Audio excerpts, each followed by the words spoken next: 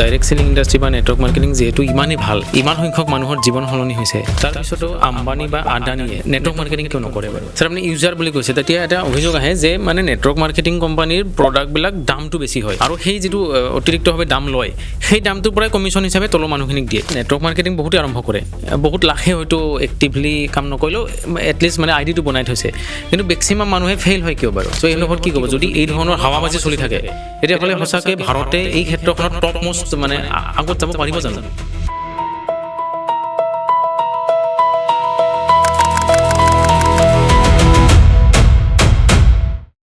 নমস্কাৰ, নমামি প্ৰডাকশ্যনৰ আন এটি নতুন পডকাষ্টলৈ আপোনালোক সকলোকে স্বাগতম জনাইছোঁ। আৰু আজি আমি এগৰাকী নতুন অতিথিৰ সৈতে এই পডকাষ্টটোত আলোচনা কৰিম এটা বিশেষ বিষয়, এটা পৃথক ব্যৱসায়ৰ বিষয়ে আমি আলোচনা কৰিম। আৰু এই ব্যৱসায়টো বহু চৰ্চিত ব্যৱসায়, সমগ্ৰ দেশত এইটো বিতৰ্কিত ব্যৱসায় হিচাপে জনা যায়। আমি এই ব্যৱসায়টোৰ বিষয়ে এই অনুষ্ঠানটোত আমি ডিকোড কৰিবলৈ গৈ আছোঁ। আৰু এই ব্যৱসায়টো কোনোবাই যদি জীৱন সলনি কৰিব পৰা এটা সোণালী সুযোগ বা গল্ডেন অপৰচুনিটি বুলি কয়, কিন্তু আন কোনোবাই ইয়াক স্কেম বুলি কয়। কোনোবাই যদি ইয়াক একবিংশ শতিকাৰ শ্ৰেষ্ঠ ব্যৱসায় বুলি কয়, আন কোনোবাই আকৌ ইয়াক এই ব্যৱসায়ৰ নাম শুনিলেই দূৰৰ পৰা পলায়। আৰু এই ক্ষেত্ৰখনৰ নাম হৈছে নেটৱৰ্ক মাৰ্কেটিং অথবা ডাইৰেক্ট সেলিং ইণ্ডাষ্ট্ৰি। আজিৰ পডকাষ্টত আমি কোনো ডাইৰেক্ট সেলিং কোম্পানী বা নেটৱৰ্ক মাৰ্কেটিং কোম্পানী প্ৰমোট নকৰোঁ বা কোনো প্ৰডাক্টৰ প্ৰমোট নকৰোঁ। আমি কেৱল সঠিক তথ্য আৰু কিছুমান কঠিন প্ৰশ্নৰ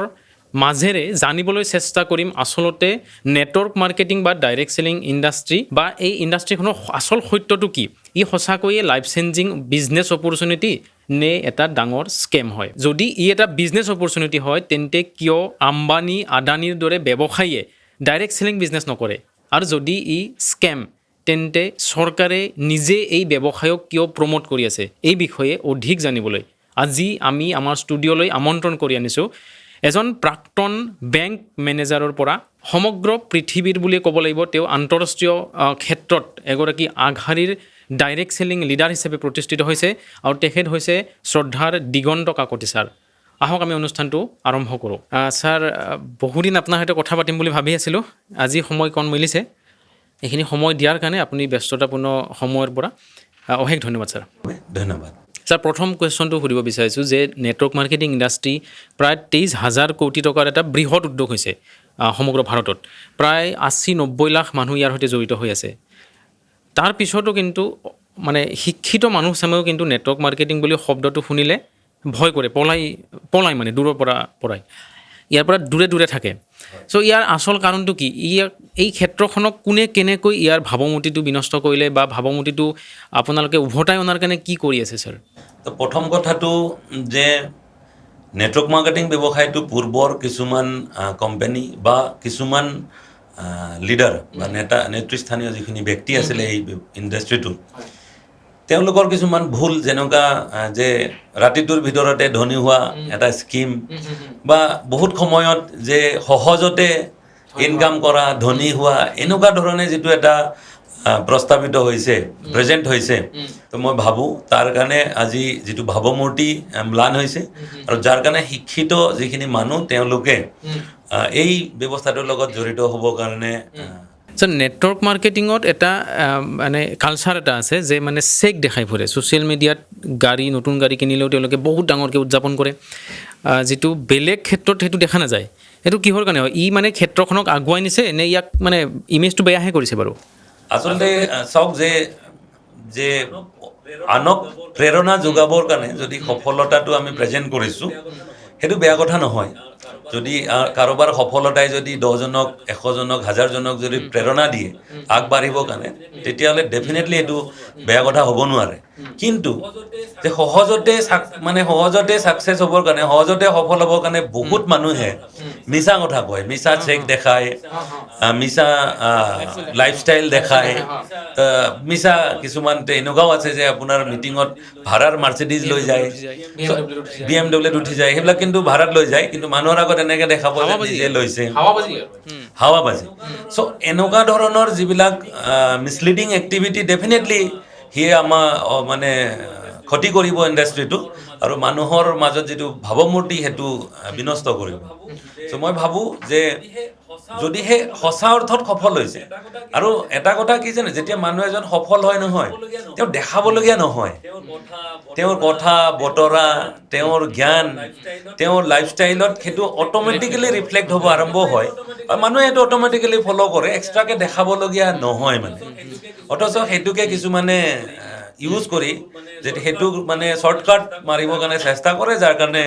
সেই ধৰণৰ এক্টিভিটিবিলাক আজি বৰ্তমান সময়ত কিন্তু ষ্ট্ৰিক্টলি বহুত কোম্পানী বা বহুত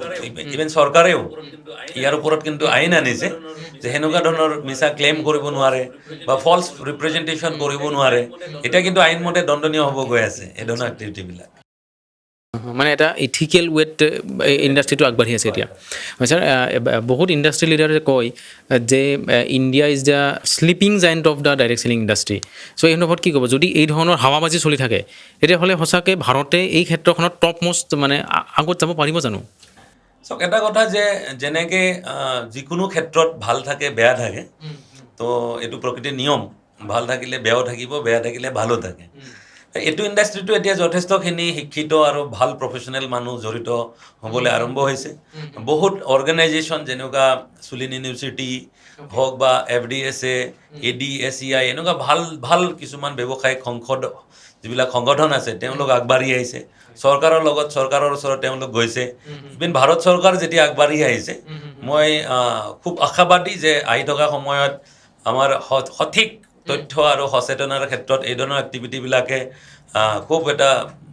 সাংঘাতিকভাৱে পদক্ষেপ হ'ব যাৰ পিছত কিন্তু মানুহৰ ধাৰণাবিলাক পৰিৱৰ্তন হ'ব আৰু মই ভাবোঁ সঁচাকৈ ভাৰত এটা আজি যিহেতু কি হয় ন যে হিউমেন ৰিচৰ্চটোৱে আটাইতকৈ ডাঙৰ ৰিচৰ্চ পৃথিৱীৰ আৰু সেই ক্ষেত্ৰত ভাৰত সঁচাকৈ বহুত ৰিচ মানুহৰ অভাৱ নাই মানুহৰ অভাৱ নাই তাতকৈ ডাঙৰ কথা স্কিল মানে যিখিনি কওঁ যে ক্ৰিয়েটিভ ইন'ভেটিভ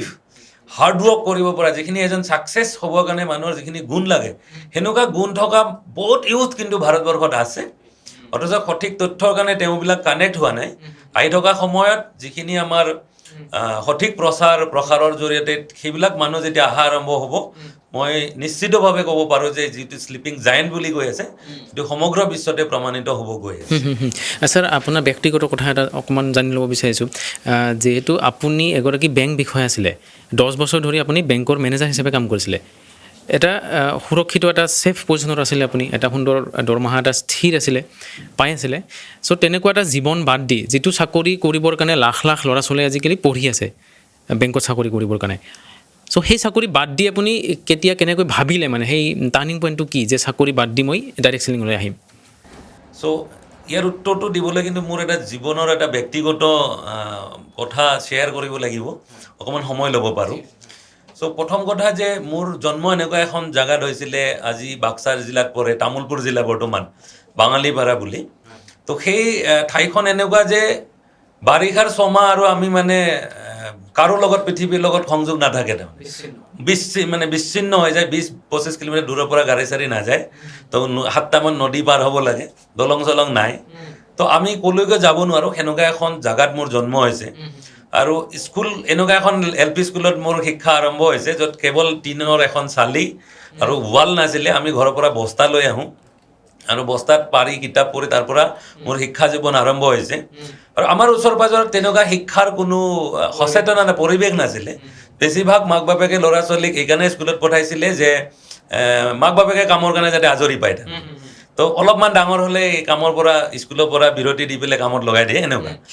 বিশ্বাস কৰিব মোৰ যিটো LP স্কুলৰ বেটছ আছিলে তাৰে মই একমাত্ৰ ল'ৰা যোনে মেট্ৰিক পাছ কৰিছোঁ বাকী চব স্কুল ড্ৰপ আউট ৰাইট তো তাৰ পৰা মই যেতিয়া নিজৰ জীৱন আৰম্ভ কৰিছোঁ আৰু মোৰ দেউতাৰ আধা জীৱন ভেঞ্চাৰ স্কুলত গৈছে তো আধাতকৈ বেছি জীৱন ভেঞ্চাৰ স্কুলত গৈছে আমাৰ 10জনীয়া পৰিয়াল আছিলে তো আমাৰ 7জন ল'ৰা ছোৱালী মা দেউতা আৰু খুৰাক লৈ পেলাই 10জনীয়া পৰিয়াল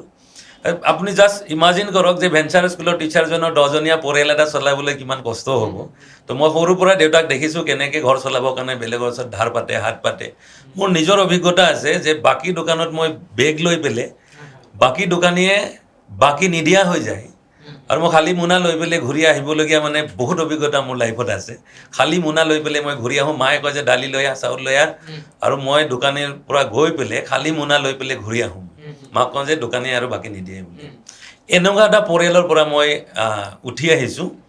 এতিয়া ক'ব বিচৰাটো কথা হ'ল যে আৰ্থিক যিটো সংঘৰ্ষ মই সৰুৰ পৰাই দেখিছোঁ তাৰ পৰা মই দেউতাৰ যিটো জীৱন মই দেখিছোঁ সাক্ষী হৈছোঁ কিন্তু দেউতাৰ জীৱনৰ পৰা মই দুটা কথা শিকিছোঁ এটা হ'ল পৰিয়ালৰ প্ৰতি দায়বদ্ধতা আৰু ধৈৰ্য মই যদি শিকিছোঁ দেউতাৰ পৰা শিকিছোঁ মই কিন্তু লাহে লাহে যেতিয়া আমাৰ ঘৰৰ কণ্ডিশ্যন আৰু বেয়া ফালে গ'ল আৰু মই এটা কথা ৰিয়েলাইজ কৰিছোঁ যেতিয়া আৰ্থিক অভাৱ হয় নহয় অনাটন হয় নহয় মানুহৰ কিন্তু সুখ শান্তি নোহোৱা হৈ যায় এইটো কিন্তু বাস্তৱ সত্য কোনোবাই মানে নামানে কিন্তু মই ভুক্তভোগী চ' আমাৰ ঘৰৰ আৰ্থিক সমস্যাৰ কাৰণে আমাৰ ঘৰখনত কেতিয়াও এটা সুস্থ সম্পৰ্ক নাছিলে ভাই ককাই হওক বা মা দেউতাৰ মাজত আৰু এটা মই যিটো মোৰ জীৱনৰ অভিজ্ঞতা কৈছোঁ ল'ৰা ছোৱালী যেতিয়া ফেইল হয় নহয় এটা মাক বাপেকক দুখ দিয়াৰ প্ৰৱণতা এটা ডেভেলপ হয় সেইটোও মই দেখিছোঁ তাৰপিছত তেনেকুৱাতে কি হয় না আৰু এটা কথা মই ইয়াতে শ্বেয়াৰ কৰিব বিচাৰোঁ যে ঘৰখনত যেতিয়া আৰ্থিক অভাৱ অনাটন হয় তাৰ কাৰণে যেতিয়া সুখ শান্তি নোহোৱা হয় নহয় তাৰ কিন্তু আটাইতকৈ বেছি ভুক্তভোগী কিন্তু ঘৰৰ মহিলাজনী হয় মাকজনী হয় মই নিজ চকুৰে দেখিছোঁ তো মোৰ মা লাহে লাহে সেই আৰ্থিক সমস্যাৰ কাৰণে লাহে লাহে মানসিকভাৱে ভাগি পৰা মই দেখিছোঁ হতাশ হোৱা মই দেখিছোঁ তাৰপিছত মই ভিতৰি গম পোৱা নাছিলোঁ যে হতাশাই মানুহক ইমান ভাগি পেলাব পাৰে বুলি মই ডিগ্ৰী পঢ়িবৰ কাৰণে গুৱাহাটী গুচি আহিলোঁ তো ঘৰত কি হৈ থাকে ইমান মই গমো নাপাওঁ বাট যে আৰ্থিক অনাটনৰ কাৰণে যিটো হতাশা আহে তাৰ পৰা যে এনেকুৱা পৰিস্থিতি হ'ব পাৰে মই অনুমানো কৰিব পৰা নাছিলোঁ 2005 চনৰ 2 নৱেম্বৰত মোৰ মায়ে আত্মহত্যা কৰিছে তো মই সেইকাৰণে মই সকলোকে ক'ব বিচাৰোঁ মোৰ জীৱনৰ যিটো ৰিয়েলাইজেশ্যন মানে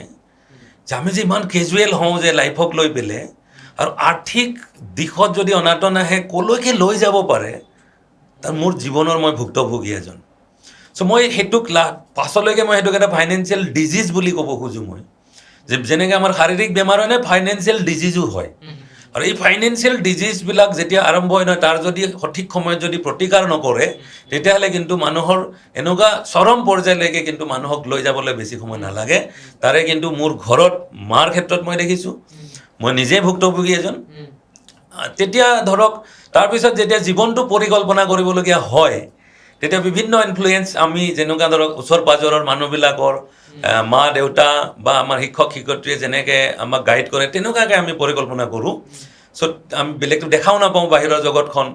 চ' মই ভাবিলোঁ যে যদি ভাল চাকৰি এটা পাই যাওঁ কিজানি মোৰ লাইফটো ছেট হৈ যাব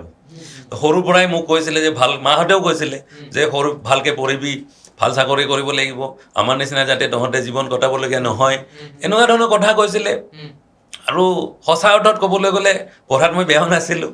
তো ভালকৈ পঢ়িলোঁ পঢ়ি উঠি যেতিয়া মই ভাল চাকৰি এটা পাব লাগে প্ৰিপেয়াৰ কৰিলোঁ কৰি মই 2010 চনত বেংক প্ৰফেশ্যনেৰী অফিচাৰ তো হিচাপে মই জইন কৰিলোঁ আৰু মই ভাবি ল'লোঁ যে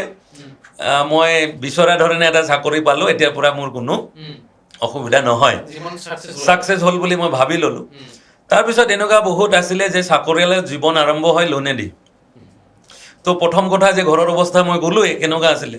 ঘৰৰ দায়িত্ব পালন কৰিবলগীয়া হ'ল ভণ্টি বিয়া দিবলগীয়া হ'ল নিজৰ বিয়া পাতিবলগীয়া হ'ল চ' সেনেকুৱা ক্ষেত্ৰত মই আৰম্ভণিত এই প্ৰথম 5 বছৰতে কমচে কম মই 20-25 লাখ টকা লোনত ডুব গ'লোঁ চ' 2013 চনত মই বিয়াও পাতিলোঁ আৰু 2016 চনত মোৰ ল'ৰা জন্ম পালে তাৰপিছত লাহে লাহে দেখিলোঁ যে মানে যিটো আৰ্থিক অনাটনটো বাঢ়িয়ে গৈ আছে আধাতকৈ বেছি লোনত কটা যায় আৰু যিকেইটা পইচা একাউণ্টত আহে সেইকাৰণে 15-20 তাৰিখলৈকে কিবাকৈ চলে তাৰপিছত আৰু দিন গণিবলগীয়া হয় কেতিয়া চেলাৰী ক্ৰেডিট হ'ব ৰাইট চ' 2018 চনৰ সময়খিনিত মই ৰিয়েলাইজ কৰিলোঁ মোৰ যথেষ্টখিনি মই ষ্ট্ৰেছ এংজাইটি ডিপ্ৰেশ্যন এনেকুৱা মোৰ আৰম্ভ হ'ল তাৰপিছত দেখিলোঁ যে মোৰ ৱাইফৰ লগত সৰু সৰু কথাত আকৌ কাজিয়া লগা আৰম্ভ হ'ল মনোমালিন্য হ'ব আৰম্ভ হ'ল আমাৰ গধূলি অফিচৰ পৰা আহি ইভেন মই সেই সৰু ল'ৰাটোৱে যেতিয়া খেলিব খোজে খং উঠে এনেকুৱা ধৰণৰ এটা মানে ফ্ৰাষ্ট্ৰেশ্যন আহিলে তাৰপিছত মই বুজিলোঁ যে কাৰণটো হ'ল আকৌ পইচাৰ অভাৱ যে চাকৰিৰ পৰা যিখিনি পইচা আহি আছে সেইখিনি যথেষ্ট নহয় মোৰ যিখিনি প্ৰয়োজন পূৰণ কৰিবৰ কাৰণে মই তেতিয়া ৰিয়েলাইজ কৰিলোঁ যে মোৰ আকৌ ফাইনেন্সিয়েল ডিজিজ হ'ব এইবাৰ মোৰ লগত আৰম্ভ হৈছে আৰু ৰিজন সেই তাৰে যিটো লক্ষণ যেতিয়া ফাইনেন্সিয়েল ডিজিজ আৰম্ভ হয় নহয় প্ৰথম অৱস্থাত এই সৰু সুৰা কাজিয়াবিলাক আৰম্ভ হয় সৰু সৰু কথাত মানে কোনো যুক্তি নাই অৰ্থাৎ সেইবিলাক কথাতে ডাঙৰ কাজিয়া হৈ যাব তেতিয়া মই ৰিয়েলাইজ কৰিলোঁ যে মোৰ জীৱনটো এনেকৈ মই শেষ হ'ব দিব নোৱাৰোঁ মোৰ কাৰণে দুটা জীৱন নষ্ট হ'ব দিব নোৱাৰোঁ মই ৰাইট তো মই কিবা এটা কৰিব লাগিব মই বেংকৰ লগত সেইখিনি সময়ত বেংকৰ চাকৰি জানে আপোনাৰ ৰাতিপুৱা 8টা বজাত যাব লাগে ৰাতি 8টা 9টালৈকে থাকিব লাগে তো যথেষ্ট ব্যস্ততামূলক দিনটো সময় নাপায় চ' মই বোলো কি কৰিব পাৰি ইভেন তেতিয়া মই মোৰ পঢ়ি থকা সময়কালত আগৰখিনি বহুত মই শ্বৰ্ট কৰিলোঁ লং ষ্টৰী ইন এ শ্বৰ্ট বুলি যিটো কয় পঢ়ি থকা সময়খিনিত দেউতাই যেতিয়া মই মাষ্টাৰ ডিগ্ৰী কৰি আছিলোঁ দেউতাই ফাইনেন্সিয়েলি ছাপৰ্ট কৰিব নোৱাৰা হ'ল মই পাৰ্ট টাইম জব কৰি পেলাই মাষ্টাৰ ডিগ্ৰী কমপ্লিট কৰিছোঁ তো ৰাতি ৰাতি মই জব কৰোঁ মাত্ৰ 2000 টকা দৰমহা আছিলে বাট ষ্টিল মোৰ কাৰণে সেইটো ছাফিচিয়েণ্ট আছিলে এনিৱে মই এটা বিদ্যা শিকিছিলোঁ সেইটো হ'ল কম্পিউটাৰ এছেম্বল কৰা তো কম্পিউটাৰ এছেম্বল কৰা এটা সময়ত মই পাৰ্ট টাইম ইনকাম কৰিছিলোঁ তাৰ ভাবিলোঁ কি এনেকুৱা এখন দোকানেই দিওঁ নেকি আৰু কিছু মই ৰিপেয়াৰ কৰিবও জানো বোলে মোৰ বন্ধু এজনেও এখন ৰিপেয়াৰিং ষ্টল আজি খুব ভাল প্ৰতিষ্ঠিত ৰিপেয়াৰিং ষ্টল হিচাপে জানে বোলো তাৰ লগতে যোগ হৈ যাওঁ নেকি গধূলি 2 ঘণ্টা 3 ঘণ্টা কৰিম কিবা এটাতো ছাপৰ্ট হ'ব এনেকুৱা যথেষ্টখিনি মই চৰ্চা কৰি থকাৰ মাজতে মাজে মাজে গুগলতো মই চাৰ্চ কৰোঁ কি কৰিব পাৰি ছাইড ইনকাম হিচাপে তেনেকুৱাতে মোৰ দাদা এজন আছিলে মই আজিও তেখেতক অন্তৰৰ পৰা ধন্যবাদ দিওঁ যে তেওঁৰ কাৰণে আজি মই এইটো ইণ্ডাষ্ট্ৰীত আহিছোঁ চ' তেখেতৰ এটা পষ্ট পাইছিলোঁ যে এক্সট্ৰা ইনকাম কৰিব বিচাৰে যদি মোক যোগাযোগ কৰক চ' আগতে মই সঁচা ক'ব গ'লে ডাইৰেক্ট চেলিঙৰ প্ৰতি মই বহুত বেছি নিগেটিভ আছিলোঁ কাৰণ মোৰ ষ্টুডেণ্ট কালতে এনেকুৱা এটা নিগেটিভ এক্সপিৰিয়েঞ্চ আছিলে তাৰ কাৰণে মই পাছলৈ কেতিয়াও ডাইৰেক্ট চেলিং বা নেটৱৰ্ক মাৰ্কেটিং ইণ্ডাষ্ট্ৰীটোৰ প্ৰতি মই মানে পজিটিভ আউটলুক মোৰ নাছিলে কেতিয়াও মই শুনিব বিচৰা নাছিলোঁ এই সময়ছোৱাত বহুত মানুহে মোক এপ্ৰ'চ কৰিছিলে বাট কেতিয়াও অ'পেন মাইণ্ড হৈ পেলাই কিন্তু মই শুনাই নাই বুজিব বহাই নাই মানে মই মানে পলাওঁ মানে আহিবই নিদিওঁ মোৰ ওচৰলৈ কোনোবা যদি একদম ক্ল'জ যদি বন্ধুৱে আৰম্ভ কৰে নহয় উল্টা তাক মই নিগেটিভ কৰাই দিওঁ এনেকুৱা এজন মই ব্যক্তি আছিলোঁ ডাইৰেক্ট চেলিঙৰ প্ৰতি বাট কি হয়তো মই এটা বস্তু জীৱনত ৰিয়েলাইজ কৰিছোঁ এইটো কয় যে পৰিস্থিতিয়ে ৰজাকো ভিক্ষাৰী হ'বলৈ বাধ্য কৰাই দিয়ে পৰিস্থিতি এনেকুৱা বস্তু নহয় আজি ভাল চলি আছে খুব ভাল কথা কিন্তু কাইলৈ কেনেকুৱা চলিব কোনেও নাজানে ৰজাও ভিক্ষাৰী হ'বলৈ কিন্তু পৰিস্থিতিয়ে বাধ্য কৰাই দিয়ে চ' মোৰ পৰিস্থিতি সেইটো সময়ত সেনেকুৱা আছিলে যে ৰজাৰ পৰিস্থিতি নাছিলে মোৰ চ' মই বাধ্য আছিলোঁ যি পাওঁ মোক এক্সট্ৰা ইনকাম লাগে মানে তো মোৰতো জানে সেইখিনি মই ক'লোৱে আপোনাক আৰ্থিক অৱস্থা মোৰ সেইখিনি সময়ত মানে টানাটানি চলি আছিলে ফ্ৰাষ্ট্ৰেশ্যন আহিছিলে ডিপ্ৰেশ্যন আহিছিলে কিবা এটা লাগে আৰু মোক যিকোনো কাম কৰিবলৈ মই ৰেডি মানে তো মই দাদাক ফোন কৰিছোঁ দাদা এনেকুৱা বোলে মোক এতিয়া মই নুশুনোৱে কি কৰিব কয় সেইটো কওক খালি মোক ইনকাম লাগে বিলিভ মি মই মাত্ৰ 15-20 হাজাৰ টকাৰ এটা পাৰ্ট টাইম ইনকাম বিচাৰি এইটো ইণ্ডাষ্ট্ৰীত আহিছিলোঁ বাট এইটো ইণ্ডাষ্ট্ৰীত অহাৰ পিছতে মই আজিও কেইজনমান মানুহৰ প্ৰতি মই সদায় মানে গ্ৰেটিটিউড ফিল মানে এক্সপ্ৰেছ কৰোঁ তো যেতিয়া 2018 চনৰ ছেপ্টেম্বৰ মাহৰ 13 তাৰিখে মই এইটো ইণ্ডাষ্ট্ৰীত প্ৰথম মোৰ ID ৰেজিষ্টাৰ কৰিছোঁ আৰু ছেপ্টেম্বৰ মাহৰ 13, 14, 15 এটা ৰেচিডেঞ্চিয়েল ট্ৰেইনিং প্ৰগ্ৰামত মোক ইনভাইট কৰিছিলে বহুত সময়ত মই এইকাৰণে শ্বেয়াৰ কৰিছোঁ বহুত সময়ত নেটৱৰ্ক মাৰ্কেটিঙত মানুহে জইন কৰে কিন্তু ট্ৰেইনিং আৰু লাৰ্ণিঙৰ কাৰণে ইনভেষ্ট নকৰে তো মই মাত্ৰ ছেকেণ্ড মান্থ 2 মাহ পিছতে মই এটা ট্ৰেইনিং এটেণ্ড কৰিছিলোঁ সেই সময়ত ভাৰতবৰ্ষৰ এজন নম্বৰ 1 মানে ছাকচেছফুল মানুহ সেই ট্ৰেইনিংটো কণ্ডাক্ট কৰিব আহিছিলে মই 25,000 টকা পে' কৰিছোঁ ট্ৰেইনিংটোৰ কাৰণে হয় তো 25,000 টকা পে' কৰি মই 2 নাইট 3 ডেইজ ট্ৰেইনিং প্ৰগ্ৰামটো এটেণ্ড কৰিছোঁ আৰু বিলিভ মি বিশ্বাস কৰক আজি সেই ট্ৰেইনিংটোৰ কাৰণে আজি মই ইয়াত আছোঁ এই ইণ্ডাষ্ট্ৰীটোত আছোঁ আৰু সেই ট্ৰেইনিংটোত যেতিয়া সেই মানুহজনে নিজৰ ছাকচেছ ষ্টৰিটো শ্বেয়াৰ কৰিছে মই এজন চিম্পল গ্ৰেজুৱেট আৰু সেই মাহটোত যিটো মানে আগষ্ট মাহত ছেপ্টেম্বৰত মিটিংখন আছিলতো আগষ্ট মাহৰ তেওঁৰ পে আউট আছিলে 66 লাখ ৰুপিজ মোৰ কাৰণে এটা আই অপেনিং আছিলে যে আমিতো মই ইমান ভালকৈ পঢ়া শুনা কৰিও কেতিয়াওতো 2 লাখ 3 লাখ টকাও ইনকাম কৰাৰ কথা ভাবিবই নোৱাৰোঁ তো এজন চিম্পল গ্ৰেজুৱেটে কেনেকৈ 60 লাখ টকা মাহে ইনকাম কৰিব পাৰে কি এইটো ইণ্ডাষ্ট্ৰী তো মোৰ কিউৰিয়চিটি জাগিলে যে নিশ্চয় পাৱাৰ আছে এইটো ইণ্ডাষ্ট্ৰীত মই ভালকৈ শিকিব লাগিব ভালকৈ মই কৰিব লাগিব তাৰপিছত মই এমাহ ছুটি লৈছোঁ বেংকতো ছুটি নাপায় তো মই এমাহ মেডিকেল গ্ৰাউণ্ডত ছুটি লৈ পেলাই অসমৰ মই এটা কথা যে মই ধৰক কলেজ ইউনিভাৰ্চিটিত বহুত বন্ধু আছিলে তো মই ভাবিলোঁ বন্ধুবিলাকক লগ কৰিম আৰু শ্বেয়াৰ কৰিম। তো আৰম্ভ কৰিলোঁ মই বঙাইগাঁৱৰ পৰা। বঙাইগাঁও অভিমুখে যাত্ৰা আৰম্ভ কৰিলোঁ এমাহৰ। পূৰা গাড়ীত বস্তু বাহানি লৈ ওলাইছোঁ আৰু এমাহ মই মানে গোটেই অসম ঘূৰিম, বনাম আৰু। তো ৰাতিপুৱা এবাৰ গৈছোঁ, মাজত কাৰোবাক লগো কৰিছোঁ। নৱেম্বৰ মাহ 4টামান বজাত মই মাণিকপুৰ বুলি জেগা এখন পাইছোঁ। আৰু সেই 4টামান বজাত নৱেম্বৰ মাহ, আঘোণৰ মাহ, সোণালী ধাননি,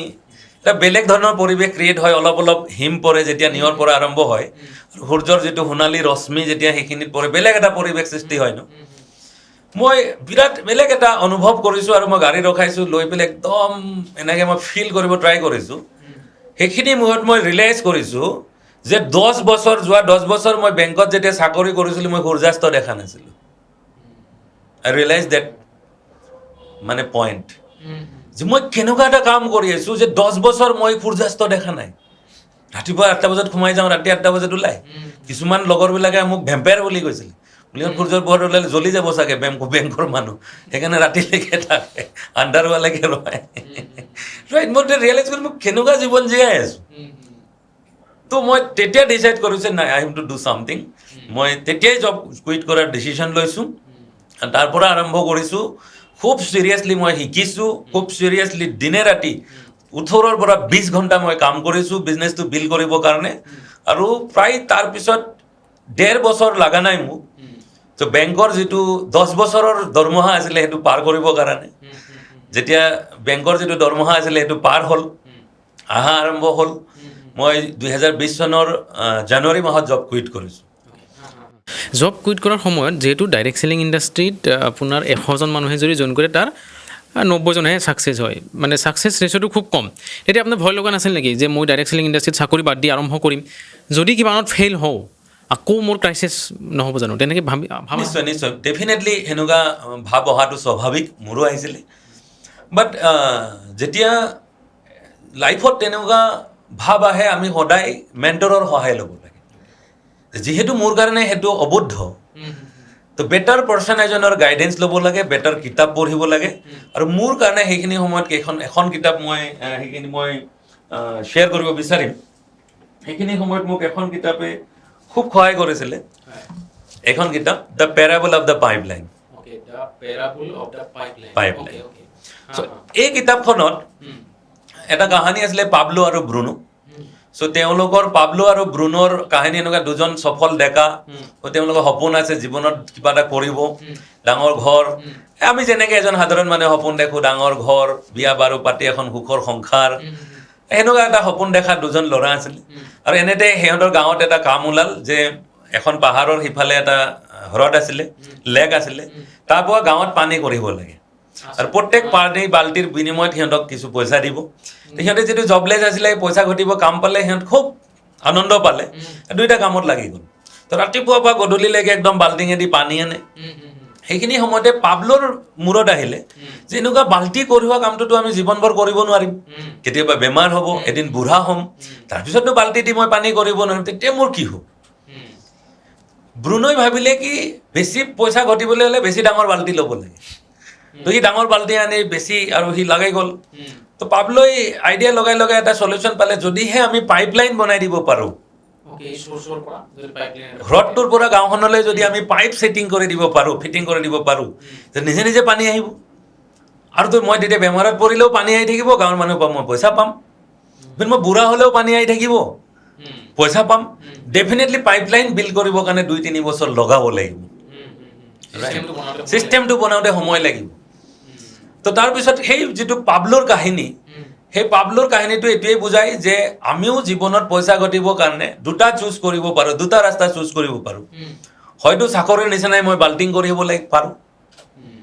যিটো কিন্তু কাম কৰি যিদিনা চাকৰি কৰিব নোৱাৰিব সেইদিনা কিন্তু নাহিব। আৰু এটা সময়ত আপুনি কিন্তু 60 বছৰ বয়সত ৰিটায়াৰমেণ্ট ল'বই লাগিব, তাৰপিছত আৰু বাল্টি দি পানী কৰিব নোৱাৰে, আপোনাৰ ঘৰত ইনকাম নাহে। কিন্তু যদিহে পাবলোৰ নিচিনাকৈ আপুনি পাইপলাইন বনায়, তেতিয়াহ'লে ইনকামৰ পাইপলাইন, পইচা অহা পাইপলাইন যদি বনায়, তো বৃদ্ধাৱস্থাতো কিন্তু পাইপলাইন দি পইচা আহিব। এই কথাটোৱে মোক মটিভেট কৰিলে, পাবলোৰ কাহিনীটোৱে মোক খুব মটিভেট কৰিছিলে। যদিও পাবলোৰ সেইখিনি সময়ত কষ্ট হৈছিলে, কাৰণ আধা সময়হে তেওঁ নিজৰ যিটো ভোক বা নিজৰ প্ৰয়োজনটো পূৰাবৰ কাৰণেতো পানী কঢ়িয়াবই লাগিব পাইপলাইনেতো 2 বছৰ পিছত পইচা দিব 3 বছৰ পইচা এই 2 বছৰ কেনেকৈ জীয়াব তাৰে কাৰণেতো বাল্টিঙেদি পানী কঢ়িয়াবই লাগিব তো ৰাতিপুৱা আধা সময় তেওঁ পানী কঢ়িয়াই বাকী আধা সময় পাইপলাইন বিল্ডিঙৰ কাম কৰে খুঁটা পুতে পাইপলাইন লগায়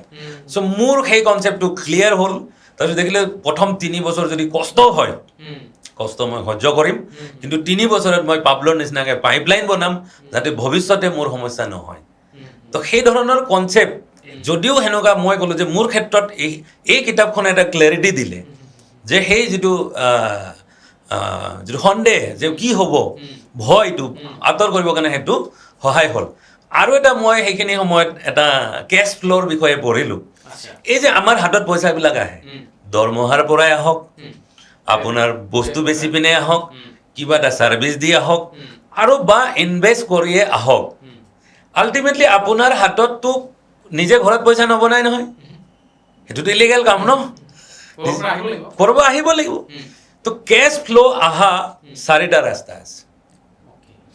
তো সেই 4টা ৰাস্তা মই এখন কিতাপ দেখাব বিচাৰিম প্ৰত্যেকটোতে মই যিবিলাক কিতাপৰ সহায় লৈছোঁ সেই কিতাপবিলাক মই ৰাইজৰ সহায় হ'বৰ কাৰণে মই ৰেফাৰ কৰিব বিচাৰিম আৰু যাতে মানুহে মোৰ উপদেশ বুলি নল'ব কাৰণ মই নাভাবোঁ যে এতিয়াও মই কাৰোবাক উপদেশ দিব পৰা এটা ষ্টেজত আহিছোঁ মই নাভাবোঁ মই যিবিলাক মানুহৰ উপদেশ পালন কৰি পেলাই ইয়াত আহি পাইছোঁ সেই কিতাপ মানুহবিলাকৰ ৰেফাৰেঞ্চবিলাকহে মই দি যাম আপোনালোকে তেওঁলোকক শুনক তেওঁলোকক ফ'ল' কৰক মোৰ উক্তি বা মোৰ যুক্তি বা মোৰ কথা বুলি নধৰিব ৰাইট মই সেইখিনি সময়ত এখন কিতাপ আছিলে এখন কিতাপ দ্য কেছ ফ্ল' কোৱাড্ৰেণ্ট ৰবাৰ্ট কিয়ছাকি বাকী তেখেতৰ বিষয়ে আপোনালোকে চাৰ্চ কৰি ল'ব আমি দীঘলে নকৰোঁ ৰবাৰ্ট কিয়ছাকিয়ে কৈছে যে আপোনাৰ হাতত পইচা অহা ৰাস্তা 4টাই আছে ইয়াতে 4টা লিখাও আছে এটা ESB আৰু I ই মানে এমপ্লয়ী মানে পইচা যদি আপোনাক লাগে প্ৰাইভেট ছেক্টৰ হওক গভৰ্ণমেণ্ট ছেক্টৰ হওক এমপ্লয়ী হিচাপে কাম আৰম্ভ কৰক পইচা অহা আৰম্ভ হ'ব চাকৰি এটা এছ মানে এমপ্লয়ী যিবিলাকে বেলেগ এছ মানে ছেল্ফ এমপ্লয়ড বা স্মল বিজনেছ যিবিলাকে আনৰ তলত কাম কৰিব নিবিচাৰে ক্ৰিয়েটিভ মানুহ তেওঁলোকে নিজৰ ওপৰত কনফিডেঞ্চ আছে তেওঁলোকে নিজৰ ক্ষুদ্ৰ ব্যৱসায় এটা গঢ় দিয়ে বাট তেওঁলোকে নিজেই মালিক নিজেই এমপ্লয়ী তেনেকৈ নিজেই দোকান খোলে নিজেই মালিক নিজেই বন্ধ কৰে সেনেকুৱা আৰু বাট ইয়াতে বি কেটেগৰী যিটো আছে এইবিলাক বিজনেছমেন বুলি যিটো কয় এওঁলোকে নিজে কাম নকৰে এওঁলোকে আইডিয়াটোহে আনে আৰু বিজনেছটো চলিবৰ কাৰণে এটা ছিষ্টেম বিল্ড কৰে সেই ছিষ্টেমটোত কিছুমান এমপ্লয়ী হায়াৰ কৰে স্কিল মানুহ হায়াৰ কৰে আৰু এটা ছিষ্টেম বিল্ড কৰে প্ৰেক্টিকেলি সেই বিজনেছমেনজনৰ কাৰণে সেই ছিষ্টেমটোৱে বিজনেছটো চলায় ৰাইট চ' এটা বিজনেছ বিল্ড কৰিব পাৰে আপুনি ৰবাৰ্ট কিয়ছাকি স্পষ্টভাৱে কৈছে কাৰণ আমাৰ ক্ষেত্ৰত আমি ছেল্ফ এমপ্লয়ড আৰু বিজনেছ দুটাৰ কিন্তু পাৰ্থক্যটো নাজানো সৰু এখন দোকান খুলি ল'লেই ব্যৱসায় বুলি ভাবোঁ ৰবাৰ্ট কিয়ছাকিয়ে যাক ব্যৱসায়ী বুলি কৈছে তেওঁলোককহে কৈছে যাৰ তলত 500 কৰ্মচাৰী থাকে যদিহে আপোনাৰ ব্যৱসায়টোত 500তকৈ বেছি কৰ্মচাৰী আছে তেতিয়াহ'লে আপুনি ৰবাৰ্ট কিয়ছাকিয়ে কোৱা ব্যৱসায়ী স্তৰলৈকে আপুনি উন্নীত হৈছে কিন্তু তাৰে তলবিলাক এতিয়াও কিন্তু ক্ষুদ্ৰ ব্যৱসায়ী হৈ আছে স্মল বিজনেছমেন হৈ আছে ছেল্ফ এমপ্লয়ডে হৈ আছে কিন্তু ৰাইট এতিয়া সেইটো এটা ৰাস্তা হ'ব পাৰে তাৰপিছত ইনভেষ্টমেণ্ট আপুনি যদি ইনভেষ্ট কৰে বেংকত কৰক শ্বেয়াৰ মাৰ্কেটত কৰক আপুনি এটা ইণ্টাৰেষ্ট বা ডিভিডেণ্ড হিচাপত এটা ৰিটাৰ্ণ পাব এইটো এটা পইচা অহা ৰাস্তা আছে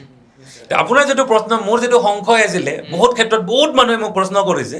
যে আপোনাৰ চাকৰিৰ ক্ষেত্ৰত যেনেকৈ এটা দৰমহা অহাৰ গেৰাণ্টি আছে আপোনাৰ ব্যৱসায়টোত পইচা অহাৰ কি গেৰাণ্টি আছে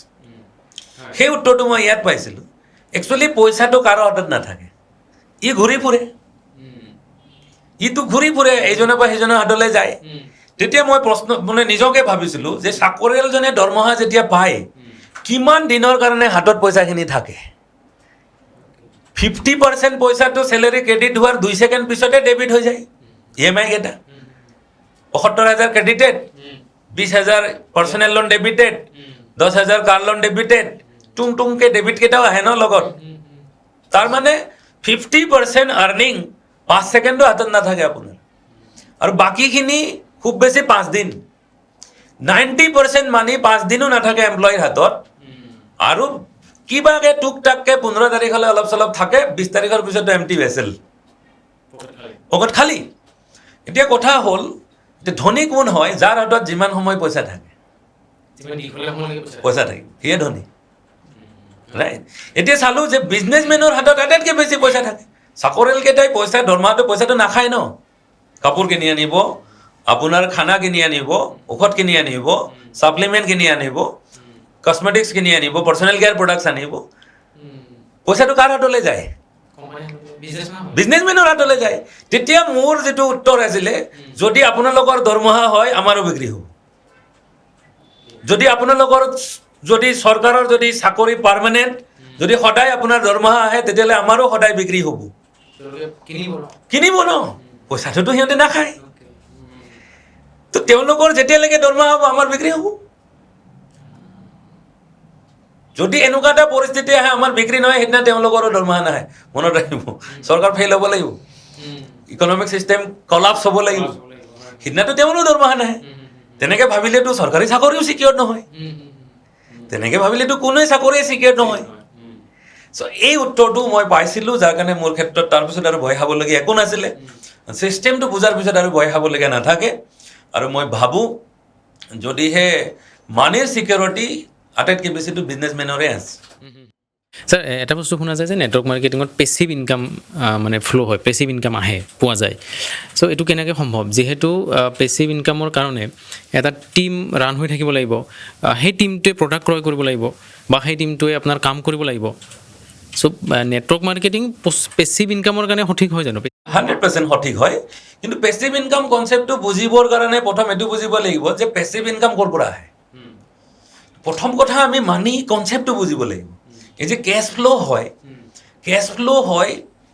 সেই কেছ ফ্ল'টো ক'ৰ পৰা হয়, কেনেকৈ হয়, সেই কথাটো বুজিব লাগিব, ৰাইট? আমি নেটৱৰ্ক মাৰ্কেটিংটো অলপ দূৰত থকচোন। এনেই পেচিভ ইনকাম ভাবকচোন ক'ৰ পৰা আহে। এনেই পেচিভ ইনকাম ক'ৰ পৰা আহে? যদি ভালকৈ চাবলৈ যায়, এছেটৰ পৰা আহে। এছেট যাক বুলি কওঁ আমি, এছেট মানে সম্পত্তি। যিবিলাক এতিয়া আকৌ আমি বহুত মানুহে এইটো নাজানে যে সম্পত্তি মানে এছেট নহয়। এছেট সেইবিলাক সম্পত্তিকহে কয় যিবিলাকে আৰ্নিং জেনেৰেট কৰে, ৰেভিনিউ জেনেৰেট কৰে। যেনেকুৱা মই এখন গাড়ী লৈছোঁ, মোৰ গাড়ীখনে যদি ৰেভিনিউ জেনেৰেট কৰা নাই, গাড়ীখন এছেট নহয়, কিন্তু লাইবিলিটি মোৰ কাৰণে। কিন্তু যদি মোৰ গাড়ীখনে ৰেভিনিউ জেনেৰেট কৰিছে, মই ভাড়া মাৰিছোঁ, বিজনেছত লগাইছোঁ, সেই গাড়ীখনৰ কাৰণে মোৰ বিজনেছ এক্টিভিটি বাঢ়িছে, মোৰ বিজনেছত ৰেভিনিউ বাঢ়িছে, তেতিয়াহ'লে গাড়ীখন মোৰ কাৰণে এছেট। চ' এই যে এছেট বুলি শব্দটো ইউজ হয়, সেইটো আমি বুজি পাব লাগিব যে সম্পত্তি মানে এছেট নহয়। সম্পত্তিৰ ভিতৰত কিছুমান লাইবিলিটিও আছে, যেনে থকা ঘৰটো লাইবিলিটি, কিন্তু ভাড়া ঘৰটো এছেট। সেনেকুৱা বুজিব লাগিব। এতিয়া আমি বুজিব লাগিব এছেটেহে আপোনাক পেচিভ ইনকাম দিয়ে। তাৰপিছত আমি যদি নেটৱৰ্ক মাৰ্কেটিঙত এইটো কথা আমি লাগু কৰোঁ, এপ্লাই কৰোঁ, ইয়াত এছেট কোনবিলাক? ইয়াত এছেট হিউমেন ৰিচৰ্চ, মানুহবিলাক আমাৰ এছেট, টিমটো মোৰ এছেট। সেই টিমক যদি মই এতিয়া প্ৰশ্ন হ'ব, আপোনাৰ টিমটো এছেট নে লাইবিলিটি? যে নামত মানুহ মাত্ৰেই যদি টিম বুলি ভাবি আছে, এছেট বুলি ভাবিছে, তেতিয়া ভুল হ'ব। মানুহ লাইবিলিটিও হ'ব পাৰে। যদিহে ৰেভিনিউ জেনেৰেট কৰাত তেওঁ যদি কণ্ট্ৰিবিউট কৰা নাই, তেতিয়াহ'লে সেইটো টিম আপোনাৰ কাৰণে লাইবিলিটি, এছেট নহয়। আৰু সেইটো কাৰণে এজ এ লিডাৰ যদি আমি চাব যাওঁ, আমি সেনেকুৱা এছেট, হিউমেন এছেট ক্ৰিয়েট কৰিব লাগে আমাৰ টিমত, যাতে সেই এছেটবিলাকে ৰেভিনিউ জেনেৰেট কৰে, তেতিয়া ডেফিনেটলি পেচিভ ইনকাম আহিব। তো আমাৰ কাম হ'ল যে আমি মানুহ, হিউমেন ৰিচৰ্চ ডেভেলপ কৰিব লাগে, মানুহজনক স্কিল বনাব লাগে, মানুহজনক এডুকেট কৰিব লাগে, মানুহজনক আমি ইকুইপ কৰিব লাগে গোটেই মাৰ্কেটৰ ইনফৰমেশ্যন দি পেলাই, তেতিয়া ডেফিনেটলি মানুহজন এছেটলৈকে কনভাৰ্ট হ'ব। এইটো চবৰ ক্ষেত্ৰতে এপ্লিকেবল, গোটেই মানি ৱৰ্ল্ডত এইটো এপ্লিকেবল। চাকৰিয়াল এজনে কেলেই পইচা পায়? চাকৰিয়াল এজনে এছেট। প্ৰথম নিজকে সেই স্কিলটো আৰ্ণ কৰি পেলাই নিজক এছেট বুলি প্ৰমাণ দিয়ে, যাৰ কাৰণে সেই অৰ্গেনাইজেশ্যনটো গভৰ্ণমেণ্ট হওক বা প্ৰাইভেট ছেক্টৰ হওক, তাতে সেই চাকৰিয়ালজনে ৰেভিনিউ জেনেৰেট কৰাত কণ্ট্ৰিবিউট কৰে, তাৰে এটা শ্বেয়াৰহে তেওঁক দিয়ে।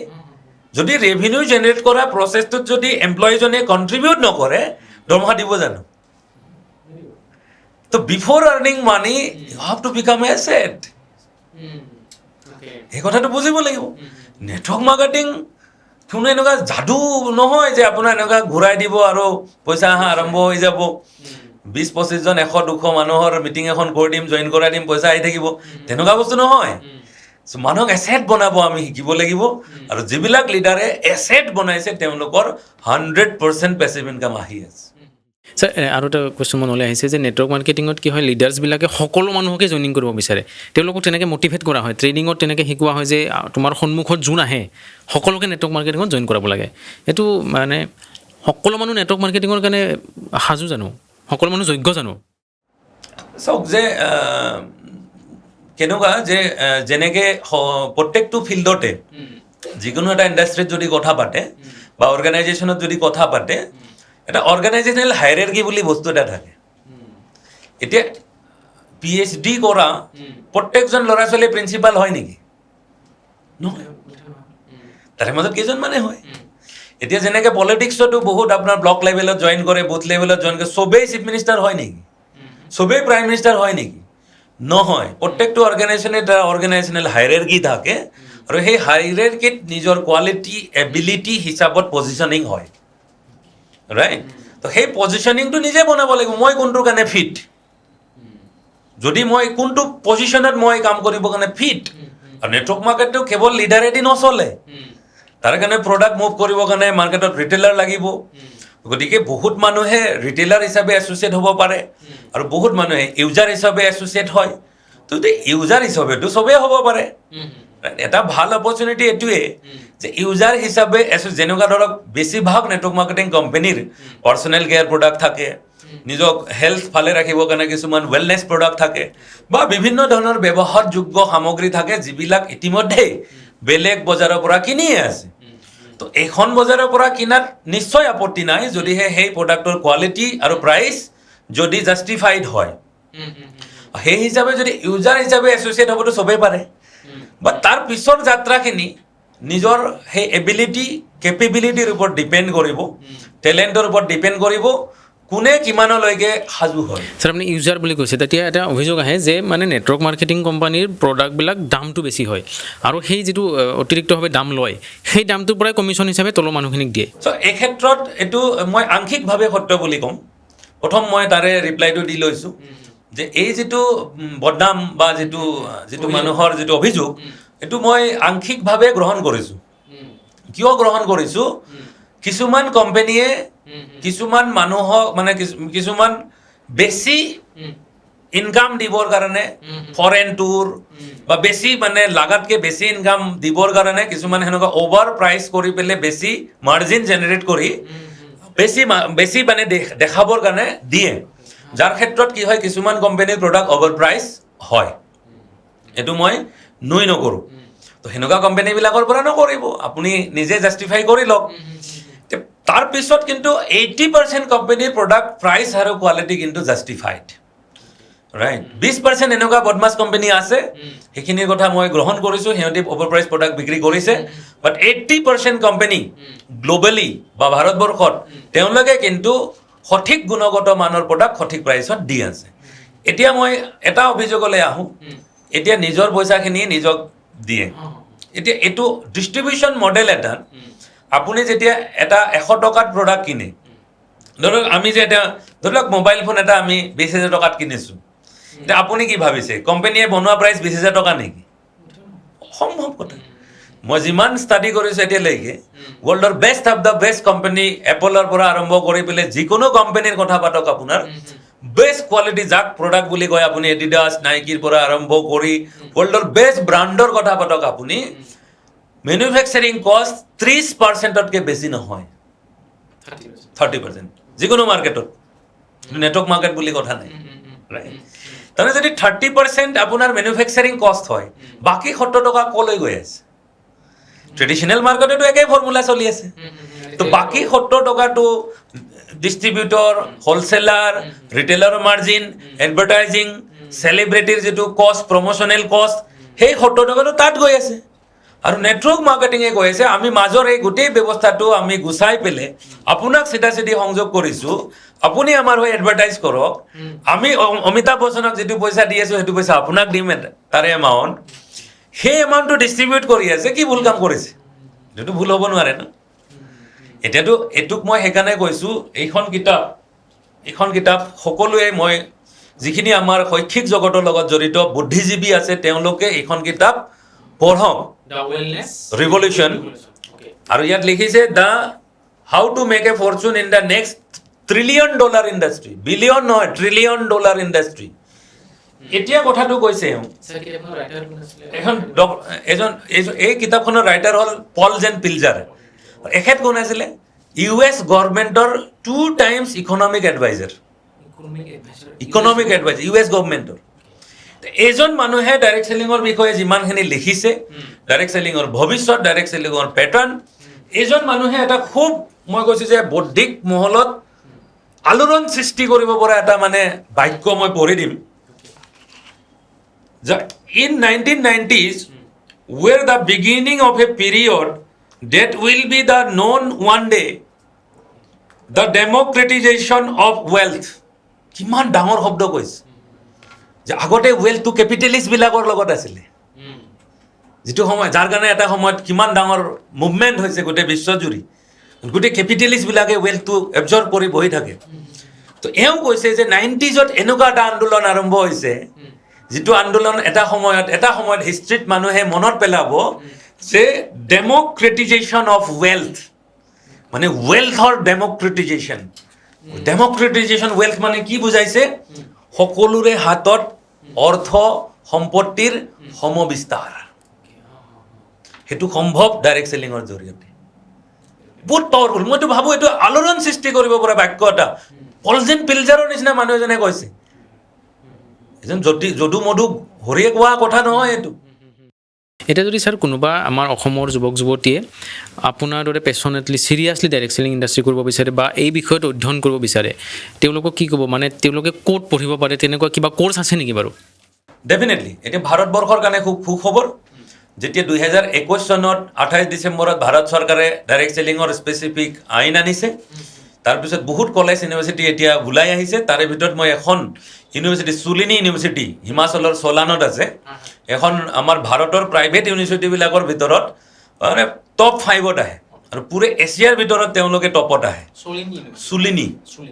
চুলিনি ইউনিভাৰ্চিটি তেওঁলোকে BBA in direct selling MBA in direct selling এনেকুৱা ধৰণৰ কোৰ্চবিলাক আৰম্ভ কৰিছে অলৰেডি অনলাইনত ফুল টাৰ্ম কোৰ্চ ফুল মানে যিটো আজিকালি অলৰেডি ডিষ্টেঞ্চ লাৰ্ণিং নহয় আজিকালি ফুল টাইম কোৰ্চো অনলাইন আহিছে নহয় তো full time course already BBA আৰু MBA চুলিনি ইউনিভাৰ্চিটিৰ পৰা আহিছে তো যিসকলে ভৱিষ্যতে নিজকে এজন প্ৰফেশ্যনেল ডাইৰেক্ট চেলাৰ হিচাপে গঢ়িব খোজে তেওঁলোকে মই ভাবোঁ তাত পঢ়িব পাৰে ছাৰ নেটৱৰ্ক মাৰ্কেটিঙত সফলতাৰ এটা অন্যতম মানে গুৰুত্বপূৰ্ণ কাম হৈছে প্লেন শ্ব' কৰা আৰু হোম মিটিং কৰা চ' এতিয়াৰ যিটো মানে নতুন প্ৰজন্ম তেওঁলোকে ইয়াতকৈ বেছি ভাল পায় ইউটিউবত ভিডিঅ' বনোৱা ইনষ্টাগ্ৰামত ৰিলছ বনোৱা কণ্টেণ্ট ক্ৰিয়েশ্যনত বেছি ভাল পায় বা গুৰুত্ব দিয়ে বা ইয়াৰ পৰা বেছি পইচা আহিব বুলি তেওঁলোকৰ এটা ধাৰণা সৃষ্টি হৈছে এই বিষয়ত ছাৰ আপুনি কি ক'ব তো মইতো ভাবোঁ যিটো আজি ইউটিউব বা ফেচবুক বা ইয়াতে যিখিনি কণ্টেণ্ট ক্ৰিয়েটৰ আছে খুব ভাল প্ৰফেশ্যন এইটো এটা আধুনিক প্ৰফেশ্যন তো মই যেনেকৈ সকলোকে কওঁ যে মানৱ সভ্যতাৰ প্ৰগতিৰ লগে লগে মানৱ সভ্যতা যেতিয়া আগবাঢ়ে লগে লগে আমাৰ জীৱিকাবিলাকো সলনি হয় নতুন নতুন জীৱিকা আহে যেনেকৈ আজি পৰা 60,000 বছৰ আগতে যদি আমাৰ জীৱিকা চাওঁ সেইখন চিকাৰ আছিলে এই সময়ত যদি কোনোবাই জীৱিকাৰ কথা চিন্তা কৰে কেনেকৈ ভালকৈ চিকাৰ কৰিব পাৰি কেনেকৈ ভালকৈ অস্ত্ৰ তৈয়াৰ কৰিব পাৰি সেইবিলাক ট্ৰেইনিং লৈছিলে সেই সময়ত বেলেগ জীৱিকা নাছিলে বাট আমাৰ মানুহৰ এটা যিটো গুণ আছে নেচাৰ আছে যিটো কিউৰিঅচিটি আমি নতুন কথা আমি চিন্তা কৰোঁ ইন'ভেটিভ ক্ৰিয়েটিভিটি এই ধৰণৰ আমাৰ কোৱালিটিটোৰ কাৰণে আমি নতুন সৃষ্টি কৰোঁ আৰু তাৰে সেনেকুৱা ধৰণৰ সন্ধানৰ ফলতে আমাৰ সভ্যতা আগবাঢ়ে আৰু সভ্যতা আগবঢ়াৰ লগে লগে নতুন নতুন সৃষ্টি আহে তাৰে সৃষ্টি হিচাপে আজি পৰা 12,000 বছৰ আগতে এগ্ৰিকালচাৰ আহিছে খেতি 12,000 বছৰ আগতে আমাৰ মানৱ সভ্যতাই খেতি কৰিব শিকিছে আৰু ডেফিনেটলি কৃষিৰ যিটো আমাৰ আৱিষ্কাৰ কৃষিৰ আৱিষ্কাৰে মানৱ সভ্যতাক বেলেগ এটা স্তৰলৈ লৈ গৈছে কৃষি আৱিষ্কাৰ হোৱাৰ পাছতে মানুহে সমাজ পাতি তাৰ আগতেতো অঘৰী জীৱন যাপন কৰিছিলে নমেডিক লাইফ যিটো কওঁ ইখন জংঘলৰ পৰা সিখন জংঘল খেতি কৰাৰ পিছৰ পৰাই মানুহে এক জেগাত থিতাপি লাগি বসবাস কৰিব শিকিছে তাৰ পৰা পৰিয়াল তাৰ পৰা গাঁও তাৰ পৰা ৰাজ্য দেশ এনেকুৱা ধৰণৰ কনচেপ্টবিলাক খেতিৰ পিছত আৰম্ভ হৈছে তো চিকাৰৰ পিছত যেতিয়া খেতি আহিছে ডেফিনেটলি কিছুমান মানুহে বহুত আগ্ৰহেৰে আঁকোৱালি লৈছিলে, কিছুমান মানুহে আকৌ ৰেজিষ্ট কৰিছিলে, এই আমিতো চিকাৰে কৰি খাম, এইবিলাক নতুন কথা কোনে হাল মাৰিব শিকিব, কোনে এইবিলাক বীজৰ বিষয়ে শিকিব, এইবিলাক শিকিব নোখুজিছিল। তাৰপিছত আজিৰপৰা 400 বছৰ আগত ইণ্ডাষ্ট্ৰিয়েল ৰেভলিউশ্যন আহিলে, ৰেনেছা আমি জানো। ইণ্ডাষ্ট্ৰিয়েল ৰেভলিউশ্যনে নতুন নতুন সুযোগ সৃষ্টি কৰিলে, চাকৰি, ব্যৱসায়, মেকানিক্স, ইঞ্জিনিয়াৰ্ছ, ডক্টৰ্ছ, বহুত ধৰণৰ প্ৰফেশ্যন ক্ৰিয়েট কৰিলে। তো যিবিলাক মানুহে সেইবিলাক আঁকোৱালি ল'লে সিহঁতে আগবাঢ়ি গ'ল, যিবিলাকে আঁকোৱালি নল'লে সিহঁতে পিছ পৰি ৰ'ল। আমি যদি সেইবিলাক ইণ্ডাষ্ট্ৰিয়েল ৰেভলিউশ্যনটো চাওঁ, ফাৰ্ষ্ট ফেজ, ছেকেণ্ড ফেজত আকৌ অট'মেশ্যন আহিলে, যোনে অট'মেশ্যন কৰিলে সিহঁতে লিড কৰা ষ্টাৰ্ট কৰিলে। তাৰপিছত IT এজ আহিলে 80s পিছত, যোনে IT ত কাম কৰা আৰম্ভ কৰিলে, IT শিকিলে সিহঁতে আৰু লিডাৰ বনে, IT কোম্পানীজবিলাক এতিয়া ডাঙৰ ডাঙৰ কোম্পানী লিডাৰ। আমি এইটো যদি চাব যাওঁ সেই হিচাপত এই যিটো এতিয়া যিটো এণ্টাৰপ্ৰিনিয়ৰশ্বিপৰ এটা এজ আহিছে, উইজডম এজ বুলি কওঁ আমি সেইটো। উইজডম এজ মানে হ'ল ইয়াতে আমি নিজে এটা কাম শিকোঁ আৰু আমি সেইটো বেলেগক ডেলিভাৰ কৰোঁ। সেই আমি এটা উইজডম ডেভেলপ কৰোঁ, কণ্টেণ্ট, সেইটোকে কণ্টেণ্টৰ ৰূপত কণ্টেণ্ট ক্ৰিয়েটৰবিলাকে ডিজিটেল মিডিয়াৰ থ্ৰুদি মানুহৰ মাজলৈ লৈ গৈছে। তো এতিয়া মই ভাবোঁ চিভিলাইজেশ্যনৰ এইটো যিটো প্ৰগ্ৰেছ, সভ্যতাৰ বিকাশত এই যিটো কণ্টেণ্ট ক্ৰিয়েটৰ্ছৰ যিটো এটা প্ৰফেশ্যন আহিছে, মই ভাবোঁ এইটো একদমেই আধুনিক প্ৰফেশ্যন। পুৰণা মানুহবিলাকক একচেপ্ট কৰিবৰ কাৰণে অলপ টাইম লাগিব, কিন্তু নিশ্চিতভাৱে যিবিলাকে সোনকালে শিকিব তেওঁলোক লিডাৰ হ'ব। তেওঁলোকে যথেষ্ট সম্ভাৱনা আছে। মানুহে ভাবিব নোৱাৰা ধৰণে যদি ফাইনেন্সিয়েল এচিভমেণ্টটোকে এচিভমেণ্ট বুলি ভাবে, তেতিয়াও আপুনি আমাৰ যিটো ইণ্ডাষ্ট্ৰিয়েল ৰেভলিউশ্যনৰ যিবিলাক অপৰচুনিটি আছিলে, ডাক্তৰ, ইঞ্জিনিয়াৰ বা আপোনাৰ যিবিলাক এনেকুৱা ধৰণৰ পুৰণা যিবিলাক চ'ৰ্চ অফ আৰ্নিং আছিলে, তাতকে সাংঘাতিক বেছি গুণ, মানে বেছি ফাইনেন্সিয়েলিও ষ্ট্ৰং হ'ব এই কণ্টেণ্ট ক্ৰিয়েটৰবিলাক। মইতো বিৰাট পজিটিভ, ৰাইট? বাট মোৰ ৰিকুৱেষ্ট এইটো আছে, মোৰ কণ্টেণ্ট ক্ৰিয়েটৰবিলাকেও প্ৰফেশ্যনেলি কৰক। এনেই ফুংফাং ভিডিঅ'বিলাক বনাই পেলাই নিজৰ ইমেজ বা মিডিয়াত বা প্ৰফেশ্যনটোক বদনাম কৰিব নাপায়, ৰাইট? চিৰিয়াছলি কৰক, খুব ভাল প্ৰফেশ্যন, বাট প্ৰফেশ্যনেলিজিম সেই স্কিলছখিনি ডেভেলপ যদি কৰি পেলাই কৰে, এইটো মই নকওঁ যে আৰম্ভণিৰ পৰাই গোটেই একেবাৰে এক্সপাৰ্ট হৈ যাব, কিন্তু সেই ৰেচপেক্টটো থাকিব লাগে নহয় প্ৰথম প্ৰফেশ্যনটোৰ প্ৰতি, সেই ৰেচপেক্টটো অন্তৰৰ পৰা থাকিব লাগে। সেই ৰেচপেক্টটো থাকিলে ফাল্টু কণ্টেণ্টবিলাক নবনায়, ৰাইট? সেইটো আকৌ প্ৰফেশ্যনটোক বদনামিও কৰে।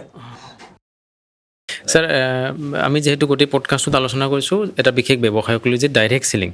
চ' আমাৰ ভিউৱাৰ্ছ বহুতে হয়তো ডাইৰেক্ট চেলিং কি হয় বা নেটৱৰ্ক মাৰ্কেটিং কি হয় নাজানিব পাৰে, বহুতে জানে বা বহুতে নাজানিব পাৰে। নজনাসকলক আপুনি কি ক'ব, মানে কনচেপ্টটো কি মানে আচলতে? আচলতে এইটো খুব ধুনীয়া কনচেপ্ট। এটা প্ৰথম কথা যে আমি ফাণ্ডামেণ্টেল যদি ফিলচফিটো চাওঁ নেটৱৰ্ক মাৰ্কেটিঙৰ, কিয় ডেভেলপ হ'ল, তো প্ৰথম কথা হ'ল যে ধনী যিটো আমি মানুহ বুলি কওঁ, কেপিটেলিষ্ট বুলি যিটো কওঁ, যেতিয়া অৰ্থ ব্যৱস্থা আৰম্ভ হ'ল, যেতিয়ালৈকে বাৰ্টাৰ ছিষ্টেম আছিল তেতিয়ালৈকে ধনৰ যিটো কি ক'ব, এইটো ডিষ্ট্ৰিবিউশ্যনটো, অসমীয়াত কি ক'ব, ডিষ্ট্ৰিবিউশ্যনটো, বিতৰণটো খুব এটা সামঞ্জস্য আছিলে, মানে এটা বেলেঞ্চ আছিলে। বাট যেতিয়া সেইটো সোণৰ মুদ্ৰা বা পিছলৈকে নোটলৈকে কনভাৰ্ট হ'ল, তাৰপিছত দেখিলে যে মানে কিছুমান মানুহে মানে ভাবিব নোৱাৰা ধৰণে একুমুলেট কৰে, কিছুমানৰ ওচৰত খাবলৈও পইচা নাথাকে। এতিয়া ইয়াৰ দেখিলে যে এই যে আমি যাৰ ওচৰত পইচা নাই তেওঁলোকৰ ওচৰত কেনেকৈ আমি পইচা আহিব, তো সেই মডেলটোৰ চিন্তা চৰ্চা কৰোঁতে এটা এনেকুৱা নেটৱৰ্ক মাৰ্কেটিং কনচেপ্ট আহিলে। তো কনচেপ্টটো এনেকুৱা যে যেনেকুৱা ট্ৰেডিশ্যনেল মাৰ্কেটত যিবিলাক বস্তু এটা কোম্পেনীয়ে বনায়, আৰু সেই কোম্পেনীটো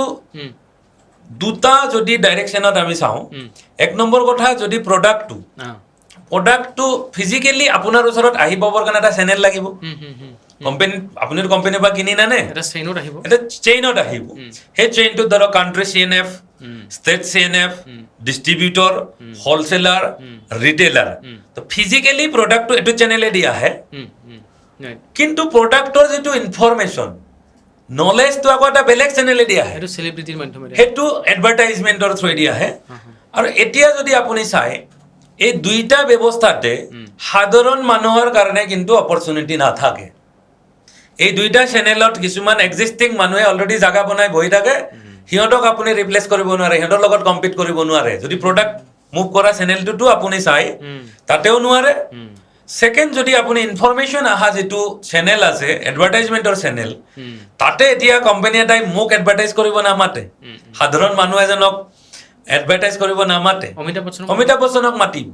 তাতে সাধাৰণ মানুহৰ কাৰণে অপৰচুনিটি নাথাকে। এতিয়া এই ব্যৱস্থাটোৰ এটা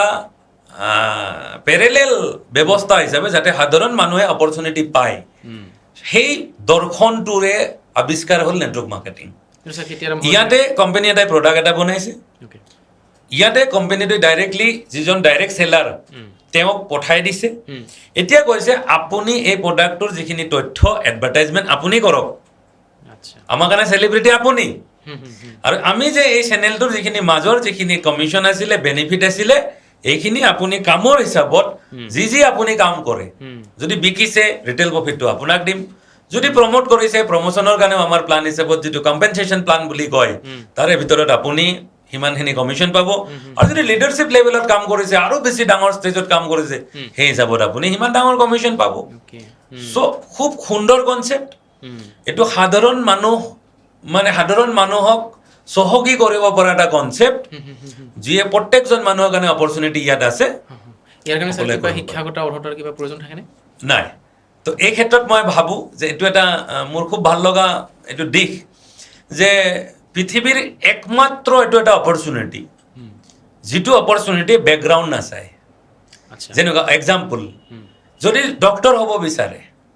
বেকগ্ৰাউণ্ড লাগিব, ভাল ৰিজাল্ট লাগিব, আপুনি হস্পিটেল এখনে MBBS পাছ কৰিবলৈ, নহ'লে আপোনাক ডক্টৰ চাকৰি দিব নেকি? তো পৃথিৱীৰ যিকোনো এটা কামত যদি আপুনি নিয়োজিত হ'ব বিচাৰে, তেতিয়া আপোনাৰ এটা বেকগ্ৰাউণ্ড লাগিব, এক্সপিৰিয়েঞ্চ লাগিব, নহ'লে আপুনি নিয়োজন হোৱাৰ কোনো সুযোগ নাপায়। বাট পৃথিৱীৰ একমাত্ৰ অপৰচুনিটি এইটো, য'ত নিয়োজিত হ'বৰ কাৰণে কোনো বেকগ্ৰাউণ্ড নালাগে, আপোনাক এক্সপিৰিয়েঞ্চ নালাগে, আপোনাৰ লিখা পঢ়া কি নালাগে, আপোনাৰ কেনেকুৱা বেকগ্ৰাউণ্ড এক্সপিৰিয়েঞ্চ আছে নে নাই একো দৰকাৰ নহয়, প্ৰত্যেকজন মানুহৰ কাৰণে সমান অপৰচুনিটি ইয়াত আছে। ছাৰ, এডুকেশ্যন নথকা বা আনস্কিল মানুহ এজনে ইমান ডাঙৰ ব্যৱসায় এটা কেনেকৈ চম্ভালিব বাৰু? ডেফিনেটলি পাৰিব। ইয়াত ডিপেণ্ড কৰে শিকাৰ ওপৰত। ধৰি লওক এজন মানুহ, আপুনি গীটাৰ বজায় নেকি? নবজায়, মই নবজাওঁ, ঠিক আছে। কিন্তু আজিৰ পৰা যদি আমি দুইজনে শিকা আৰম্ভ কৰোঁ, আজিৰ পৰা 5 বছৰ পিছত দুইজনেৰে গিটাৰিষ্ট হোৱাৰ চান্স আছে, বাট সেইজনে যোনে ডেইলি প্ৰেক্টিচ কৰিব। আপুনি যদি ছমাহৰ মূৰত মনত পৰে, মই দেখোন গীটাৰখন কিনিছিলোঁ বুলি, হ'ব জানো? তো ইয়াতে শিক্ষাগত অৰ্হতাৰ পৰা ডিপেণ্ড নকৰে, কাৰণ কিয় শিক্ষাগত অৰ্হতা বুলি আমি যিখিনি কৈ আছোঁ, সেইটো প্ৰুছিয়ান এডুকেশ্যন ছিষ্টেমৰ শিক্ষাগত অৰ্হতাৰ কথাহে পতা হৈ আছে, যিখিনি ইয়াত কোনো দৰকাৰে নাই। ইয়াত দৰকাৰ আছে চেলিং স্কিল, ইয়াত দৰকাৰ আছে লিডাৰশ্বিপ স্কিল, ইয়াত দৰকাৰ আছে কমিউনিকেশ্যন স্কিল, ইয়াত দৰকাৰ আছে হিউমেন মেনেজমেণ্ট স্কিল। এইবিলাক স্কিলৰ দৰকাৰ আছে, যিখিনি শিক্ষাগত অৰ্হতা বুলি ক'লে যিখিনি মানুহে বুজে, সেইখন স্কুলত কেতিয়াও পঢ়ুৱাই নাই। সেই হিচাপত চালে আপুনিও 0 পৰা আৰম্ভ কৰিছে, মই 0 পৰা আৰম্ভ কৰিছোঁ, অপৰচুনিটি দুইটাৰ কাৰণে সমান। ছাৰ, নেটৱৰ্ক মাৰ্কেটিং বহুতে আৰম্ভ কৰে, বহুত লাখে হয়তো এক্টিভলি কাম নকৰিলেও এটলিষ্ট আইডিটো বনাই থৈছে, কিন্তু মেক্সিমাম মানুহে ফেইল হয় কিয় বাৰু? ইয়াৰ প্ৰশ্নটো হ'ল কি ন, ধৰি লওক কাইলৈ আমাৰ চৰকাৰে যদি মেডিকেল কলেজবিলাকত এডমিশ্যনটো অ'পেন কৰি দিয়ে, কোনো এণ্ট্ৰেঞ্চ নাই, চবেই এডমিশ্যন ল'ব পাৰে। আগৰ মাৰ্কশ্বিটো নাচায়, স্কুল গৈছিল নে নাই সেইটো নাচায়, মানুহ হ'লেই হ'ল, পান কাৰ্ড থাকিলেই হ'ল, আধাৰ কাৰ্ড থাকিলেই হ'ল, আপুনি মেডিকেল কলেজত এডমিশ্যন ল'ব পাৰে, চৰকাৰে খুলি দিলে। এতিয়া মোক কওকচোন, চবেই ডাক্তৰ হৈ যাবনে? নহয় ন। ডাক্তৰ কোনবিলাক হ'ব? যোনে এডমিশ্যনৰ পিছত পঢ়া শুনা কৰিব, প্ৰেক্টিচ কৰিব, 4 বছৰ ভালকৈ পঢ়িব, প্ৰেক্টিকেল কৰিব, তেওঁলোকে ডাক্তৰ হ'ব। তো এডমিশ্যনটো অ'পেন কৰি দিয়াৰ অৰ্থই ছাকচেছ নুবুজায়। তো নেটৱৰ্ক মাৰ্কেটিঙত প্ৰব্লেমটো হয় কি, মানুহে এডমিশ্যনটো ফ্ৰী, চবেই এডমিশ্যনত সোমাই লয়, কিন্তু পঢ়া শুনা আৰম্ভ নকৰে। আজি বহুত মানুহে কয় যে আপুনি কেনেকৈ কৰিলে? বিশ্বাস কৰক, মই মোৰ যিটো পুৰা ষ্টুডেণ্ট লাইফত মই নাজানো আৰু কি কাৰণে, যদিও ৰিজাল্ট মোৰ ভাল হৈছে, বাট মই কিতাপ পঢ়ি ভাল পোৱা নাছিলোঁ। এডুকেশ্যন যিবিলাক চিলেবাছৰ কিতাপ পঢ়ি মই একদম ভাল নাপাওঁ, মই ৰেগুলাৰ একদম নপঢ়োঁ, একদম বৰ পাওঁ মই। তো মই ৰেগুলাৰ ষ্টুডেণ্ট মই নাছিলোঁ, ক্লাছতো মই ৰেগুলাৰ নাছিলোঁ, ইউনিভাৰ্চিটিত মোৰ 20-30% মোৰ এটেণ্ডেঞ্চ আছিলে, তো মোৰ এটেণ্ডেঞ্চো কম, মই ক্লাছত মই গৈ ভাল নাপাইছিলোঁ, আৰু মই চিলেবাছৰ কিতাপ পঢ়ি মই একদম ভাল নাপাইছিলোঁ। বাট ষ্টিল পৰীক্ষা আহিলে পঢ়িব লাগে বুলি একমাহ পঢ়োঁ। বাট বিশ্বাস কৰোঁ, মই কি ক'ব বিচাৰিছোঁ যে মই ষ্টুডেণ্ট লাইফত মই যিমান কিতাপ পঢ়া নাই, যোৱা 7 বছৰত তাতকৈ বেছি কিতাপ পঢ়িছোঁ নেটৱৰ্ক মাৰ্কেটিঙত মই ছাকচেছ হ'বৰ কাৰণে। আজি আপোনাক মই দেখাইছোঁ 1 মোনা কিতাপ লৈ আহিছোঁ, এইকাৰণে লৈ আহিছোঁ যাতে মানুহে দেখক কেনেকৈ ছাকচেছ হয়। কেৱল আইডিটো লগাই দিলে ছাকচেছ নহয়। তো তাৰে ভিতৰত মই কেইখনমান কিতাপ মই ৰেফাৰ কৰিব বিচাৰিম, যে এইবিলাক কিতাপ আছে ধৰক আপোনাৰ এখন gorilla multi level marketing, building umpire in network marketing, তাৰে ভিতৰত আৰু কেইখন কিতাপ নেটৱৰ্ক মাৰ্কেটিং স্পেচিফিক কিতাপ যদি কয়, এখন আছে GoPro, কেনেকৈ নেটৱৰ্ক মাৰ্কেটিঙত প্ৰফেশ্যনেল স্কিলছ ডেভেলপ কৰিব লাগে, কি কৰিব লাগে, এনেকুৱা ধৰণৰ কিতাপ আছে। এইখন আছে আমাৰ the ultimate guide to network marketing. Sir মানে নেটৱৰ্ক মাৰ্কেটিঙত সফল হোৱাৰ কাৰণে যে পঢ়িবও লাগে, বহুতে এই কনচেপ্টটো নাজানে, কিন্তু এইটো হাৱাবাজি কৰা বিজনেছ বুলি ভাবে, সেইকাৰণে ফেইল হৈ যায়, বেলেগ কাৰণ একো নাই। কাৰণ বস্তুটো কি জানে নাই, আমি বাৰে বাৰে মই এইটো কথা সকলোকে মই এইটো মেছেজ দিব বিচাৰি আছোঁ যে প্ৰুচিয়ান এডুকেশ্যন আৰু ৰলা এডুকেশ্যন যিখন স্কুলৰ কথা পাতি আছোঁ, যিটো ফক স্কুল আৰু ৰলা স্কুল, এতিয়া ফক স্কুলৰ কিতাপখিনি পঢ়ি পেলাই আমি এডুকেটেড বুলি ভাবি আছোঁ, ৰলা স্কুলৰ কিতাপ পঢ়াই নাই আমি। এতিয়া নেটৱৰ্ক মাৰ্কেটিঙত লাগে ৰলা স্কুলৰ এডুকেশ্যনখিনি, চিলেবাছখিনি, সেই কিতাপখিনিতো কিনিব লাগিব ন, সেই কিতাপখিনি পঢ়িব লাগিব। ফক স্কুলৰ কিতাপ একো কামত নাহে ইয়াতে। ছাৰ আপুনি চেলছৰ সৈতে জড়িত, যিহেতু ডাইৰেক্ট চেলিং ইণ্ডাষ্ট্ৰীৰ এগৰাকী টপ মানে 5-4 লিডাৰ আপুনি, চ' সেইটো ক্ষেত্ৰৰ সৈতে মেডিটেশ্যনটো আপোনাৰ জীৱনলৈ কেনেকৈ আহিলে, বা ই আপোনাক কি ধৰণে সহায় কৰিছে? চ' 2021 চনৰ জানুৱাৰী মাহত মই বিপচনা মেডিটেশ্যনৰ লগত জড়িত হৈছোঁ। আৰু প্ৰথম 10 দিনীয়া ইয়াৰ শিবিৰ হয়। চ' আমাৰ চন্দ্ৰপুৰত যিটো চেণ্টাৰ আছিলে তাতে 10 দিনৰ কাৰণে মই গৈছিলোঁ, যিটো মোৰ কাৰণে এটা লাইফ চেঞ্জিং এক্সপিৰিয়েঞ্চ আছিলে।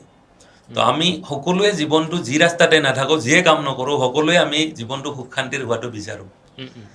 কিন্তু সুখ শান্তি পাবৰ কাৰণে আমি কিবা যে শিকিব লাগে সেইটোও আমি নাভাবোঁ। তাৰমানে এই যে নেটৱৰ্ক মাৰ্কেটিং জইন কৰি পেলাই কিবা শিকিব লাগে বুলি নাভাবে, ঠিক তেনেকৈ জীৱনতো সুখ শান্তি পাবলৈ যে কিবা এক্সট্ৰা শিকিব লাগিব, কৰিব লাগিব, সেইটো মানুহৰ ধাৰণা নাথাকে। কিন্তু এনেই বিচাৰে, এনেই আশা কৰে যে জীৱনটো সুখৰ হওক বুলি। এনিৱে মই বিপচনা সাধনাৰ পিছত জীৱনটো কেনেকৈ যাপন কৰিব লাগে, এটা সুখ শান্তিৰ জীৱন কেনেকৈ যাপন কৰিব লাগে। সুখ শান্তিৰ জীৱন মানে যেনেকুৱা আমাৰ মানসিক যিবিলাক বিকাৰ থাকে, যেনেকুৱা কাম, ক্ৰোধ, লোভ, মোহ, এনেকুৱা যিবিলাক বিকাৰে আমাক অশান্ত কৰি ৰাখে, যেনেকুৱা খং। সঁচা ক'ব গ'লে মই বিৰাট খঙাল এজন মানুহ আছিলোঁ 2021 চনৰ আগলৈকে। তো মোৰ কাৰণে খং মেনেজ কৰাটো বহুত টান কাম আছিলে, বহুত সৰু সৰু কথাত খং উঠে, আৰু এইটো কেনেকৈ ডেভেলপ হয় আমি গম নাপাওঁ, আৰু সকলোৰে ডেভেলপ হয়, যিটোৱে কিন্তু মোৰ বিজনেছত আকৌ ক্ষতি কৰিছিলে। বহুত সময়ত ধৰক টিমক বেয়াকৈ কোৱা যায়, বা মিছআণ্ডাৰষ্টেণ্ডিং হৈ যায়, ইগ' বহুত থাকে, যাৰ কাৰণে টিমৰ কথা শুনা নাযায়। তো এনেকুৱা গুণবিলাকৰ কাৰণে কিন্তু স্পেচিয়েলি ডাইৰেক্ট চেলিঙৰ নিচিনা ব্যৱসায়, য'ত মানুহৰ লগত সম্পৰ্ক ৰক্ষা কৰি পেলাই কৰিবলগীয়া হয়, ইয়াতে কিন্তু বহুত ক্ষতি কৰে। চ' তাৰপিছত মই বিপচনাৰ জৰিয়তে নিজকে এটা শুধৰণি কৰাৰ প্ৰেক্টিকেল ৰাস্তা পালোঁ, আৰু মাত্ৰ 3 মাহ মই ৰেগুলাৰ প্ৰেক্টিছ কৰাৰ পিছতেই মই নিজৰ পৰিৱৰ্তন দেখিব আৰম্ভ কৰিলোঁ, যে মোৰ দেখিছোঁ খং কমিছে, ৰিয়েকশ্যন কৰা কমিছে। আগতে যিটো খনত পটকৈ ৰিয়েক্ট কৰিছিলোঁ, এতিয়া মোৰ ৰিয়েকশ্যন নাহে। এনেকুৱা ধৰণৰ পৰিৱৰ্তনবিলাকৰ পিছত দেখিলোঁ যে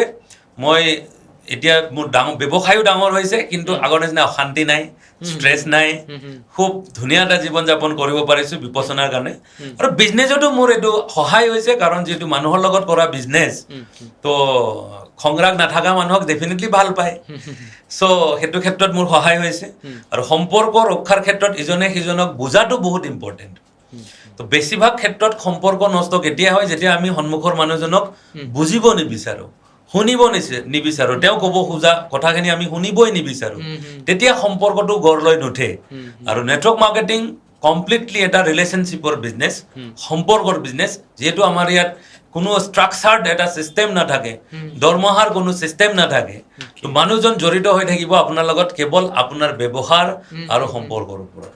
গতিকে এই ক্ষেত্ৰত মই ভাবোঁ বিপচনা মেডিটেশ্যনে মোক যথেষ্ট সহায় কৰিছে। ডাইৰেক্ট চেলিং ইণ্ডাষ্ট্ৰীৰ প্ৰচাৰ আৰু প্ৰসাৰৰ ক্ষেত্ৰত ভাৰত চৰকাৰে বহুতখিনি নতুন নতুন পদক্ষেপ লৈ আছে, আমি দেখি আছোঁ। অসম চৰকাৰৰ পৰা আপোনালোকৰ মানে ৰেছপন্সটো কি ধৰণে পাইছে বাৰু? কিবা এপ্ৰ'চ কৰিছেনে বাৰু আপোনালোকৰ ফালৰ পৰা? একচুৱেলি বৰ্তমান সময়ত ভাৰত চৰকাৰে যেনেকৈ এতিয়া বাণিজ্য মহোৎসৱ ভাৰত মণ্ডপম দিল্লীত বহুত ডাঙৰ প্ৰগ্ৰেম এটা হৈ আছে, তাতে ডাইৰেক্ট চেলিঙৰ এটা বিৰাট ডাঙৰ পেভিলিয়ন আছে। কিন্তু সেই পেভিলিয়নটোত যিটো ইনিচিয়েট কৰিছে কিছুমান সংগঠন আছে, যেনেকুৱা federation of direct selling association, ADSEI, association of direct selling entities India. এনেকুৱা ধৰণৰ সংগঠনবিলাকে ভাৰত চৰকাৰৰ লগত অহৰহ লাগি এইটো মানে সংবিধান প্ৰণয়ন কৰাৰ পৰা আৰম্ভ কৰি এনেকুৱা ষ্টেজলৈকে তেওঁলোকে আনিছে। মই ভাবোঁ অসমত তেনেকুৱা সংগঠনৰ অভাৱ, যি সংগঠনে চৰকাৰৰ লগত আলোচনা কৰি পেলাই এনেকুৱা ধৰণৰ প্ৰচাৰৰ কাৰ্যসূচী আৰম্ভ কৰিব। কাৰণ চৰকাৰক কি হয় ন, চৰকাৰৰ ক্ষেত্ৰত মই দেখোঁ চৰকাৰক উপদেষ্টা লাগে। ভাল উপদেষ্টা যদি নাথাকে চৰকাৰে সেই আঁচনিবিলাক গ্ৰহণ কৰিব নোৱাৰে। মই ভাবোঁ মইতো দেখা নাই বাৰু এতিয়ালৈকে অসম চৰকাৰৰ কিবা সেনেকুৱা ইনিচিয়েটিভ, বাট সুদূৰ ভৱিষ্যতে মই ডেফিনেটলি, যিহেতু আমাৰ অসমতো বৰ্তমান এজন ডাইনামিক CM লিড কৰি আছে, তেওঁৰো এটা সপোন আছে আহি থকা সময়ত অসমক উন্নতিৰ শিখৰলৈকে লৈ যোৱাৰ কাৰণে। মই তেওঁলোকে আহ্বান ৰাখিম, তেওঁ এই ইণ্ডাষ্ট্ৰিটোৰ প্ৰতি এটা ফ'কাছ কৰক, এই ইণ্ডাষ্ট্ৰিটি জানিব চেষ্টা কৰক, আৰু ইয়াৰ লগত জড়িত যিখিনি প্ৰফেশ্যনেল মানুহ আছে সেই মানুহখিনিক লগত লৈ পেলাই এটা আলোচনা কৰক। আহি থকা সময়ত আমি সঠিকভাৱে মানুহৰ মাজলৈ কেনেকৈ এই ব্যৱসায়টোৰ প্ৰসাৰ কৰিব পাৰোঁ।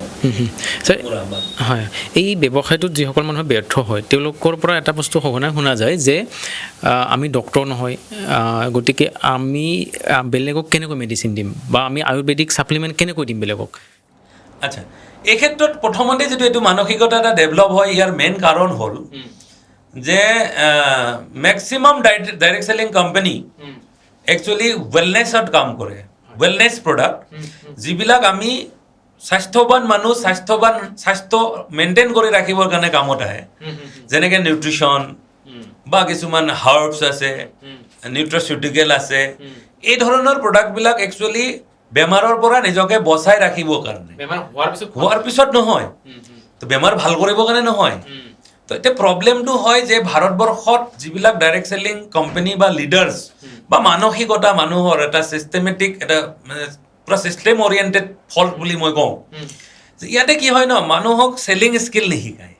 এতিয়া প্ৰব্লেমটো হ'ল যে প্ৰথম কথা, যিটো এটা বিক্ৰী ব্যৱস্থা এটাৰ লগত জড়িত হৈছে, চেলিং এটা ইণ্ডাষ্ট্ৰী হয়, প্ৰডাক্ট চেলিং বিজনেছ হয়, প্ৰথম কাম চেলিং শিকিব লাগিব। আৰু এথিকেল চেলিং যেতিয়া নিশিকে তেতিয়া মানুহে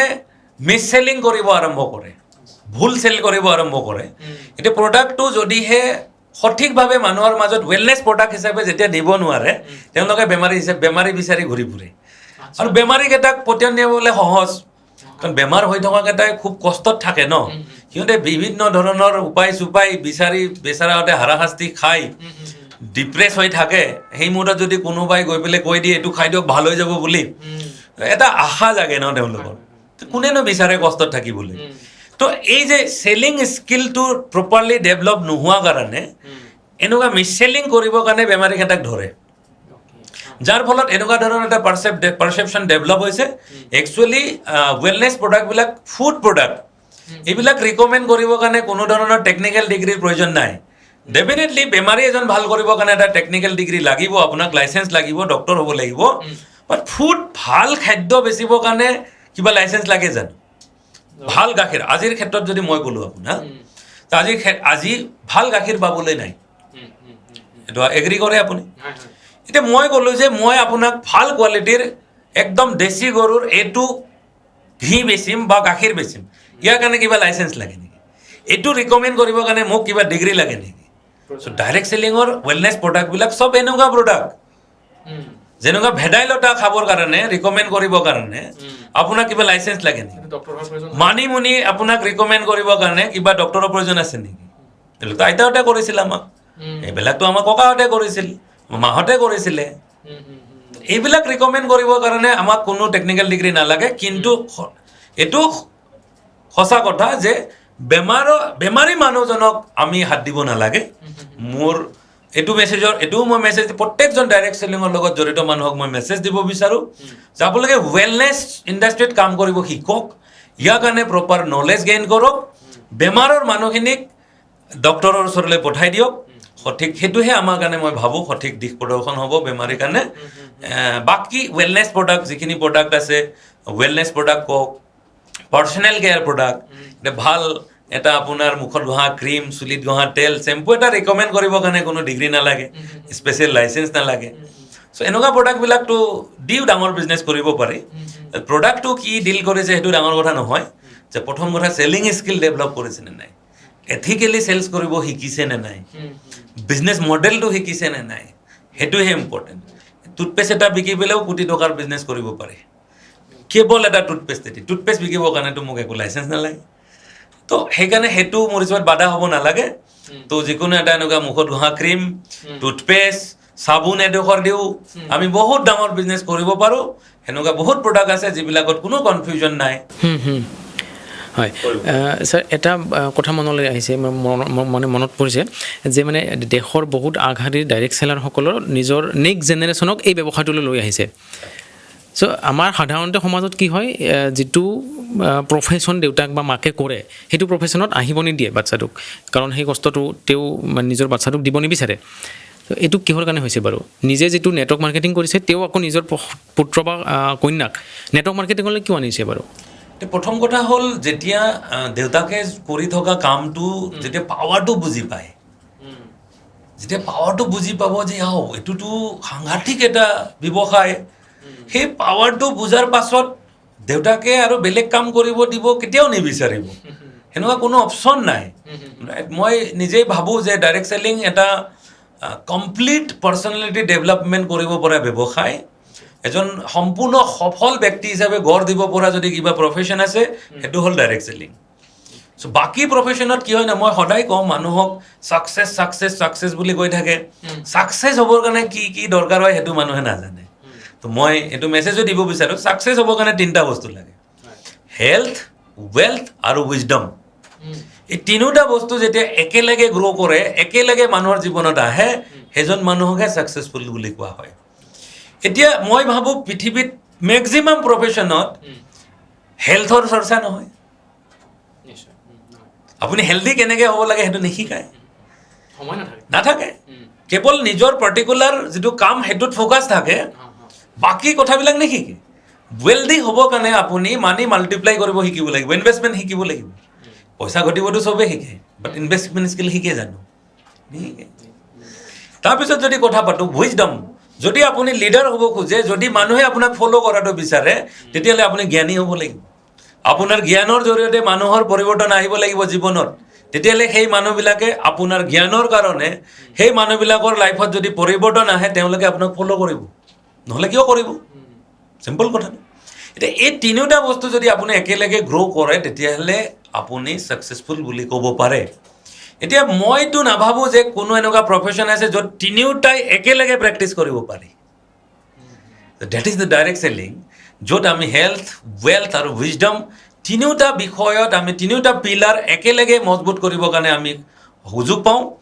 যাৰ কাৰণে যেতিয়া ডাইৰেক্ট চেলিং বা নেটৱৰ্ক মাৰ্কেটিং মানুহে বুজি পায় সেইজন দেউতাকে আৰু কেতিয়াও ল'ৰা ছোৱালীক বেলেগ কাম কৰিব কথা পাতিব নোৱাৰে ছাৰ একেবাৰে শেষতে সুধিব বিচাৰিছোঁ ডাইৰেক্ট চেলিং ইণ্ডাষ্ট্ৰী বা নেটৱৰ্ক মাৰ্কেটিং যিহেতু ইমানেই ভাল ইমান সংখ্যক মানুহৰ জীৱন সলনি হৈছে তাৰপিছতো আম্বানী বা আদানীয়ে নেটৱৰ্ক মাৰ্কেটিং কিয় নকৰে বাৰু খুব ধুনীয়া প্ৰশ্ন কৰিছে এইটো এটা ফিলচফিকেল ডিফাৰেঞ্চ বুলি যিটো কয় এটা দাৰ্শনিক এটা ভিন্নতা তো যিবিলাক ইণ্ডাষ্ট্ৰিয়েলিষ্ট আছে আম্বানী আদানী বা এনেকুৱা যিবিলাক আমাৰ বিল গেটছ এলন মাস্ক এনেকুৱা যিবিলাক ইণ্ডাষ্ট্ৰিয়েলিষ্ট বুলি যাক কওঁ টাটা এই ইণ্ডাষ্ট্ৰিয়েলিষ্টবিলাকৰ যিটো দৰ্শন সেইটো হ'ল কেপিটেল এণ্ড ইনফ্ৰাষ্ট্ৰাকচাৰ ফিলচফি বুলি কয় সিহঁতৰ ইনফ্ৰাষ্ট্ৰাকচাৰটো হ'ল কেপিটেল এণ্ড ইনফ্ৰাষ্ট্ৰাকচাৰ সিহঁতে হিউজ কেপিটেল আৰু বিজনেছৰ huge industry machine channel logistic এনেকুৱা ধৰণৰ ইনফ্ৰাষ্ট্ৰাকচাৰ যাক কয় তাৰে ওপৰত আধাৰিত এটা ব্যৱসায়িক মডেলৰ ওপৰত তেওঁলোকে কাম কৰে আৰু নেটৱৰ্ক মাৰ্কেটিংটো হ'ল এটা হিউমেন ৰিলেশ্যনশ্বিপ বা হিউমেন ৰিচোৰ্চ বেছ এটা মডেল ইয়াতে মানুহৰ সম্পৰ্কৰ ওপৰত গঢ় লৈ উঠা এটা model mouth to mouth distribution model যাক কোৱা হয় এইটো কমপ্লিটলি এটা ফিলচফিকেল ডিফাৰেঞ্চ আছে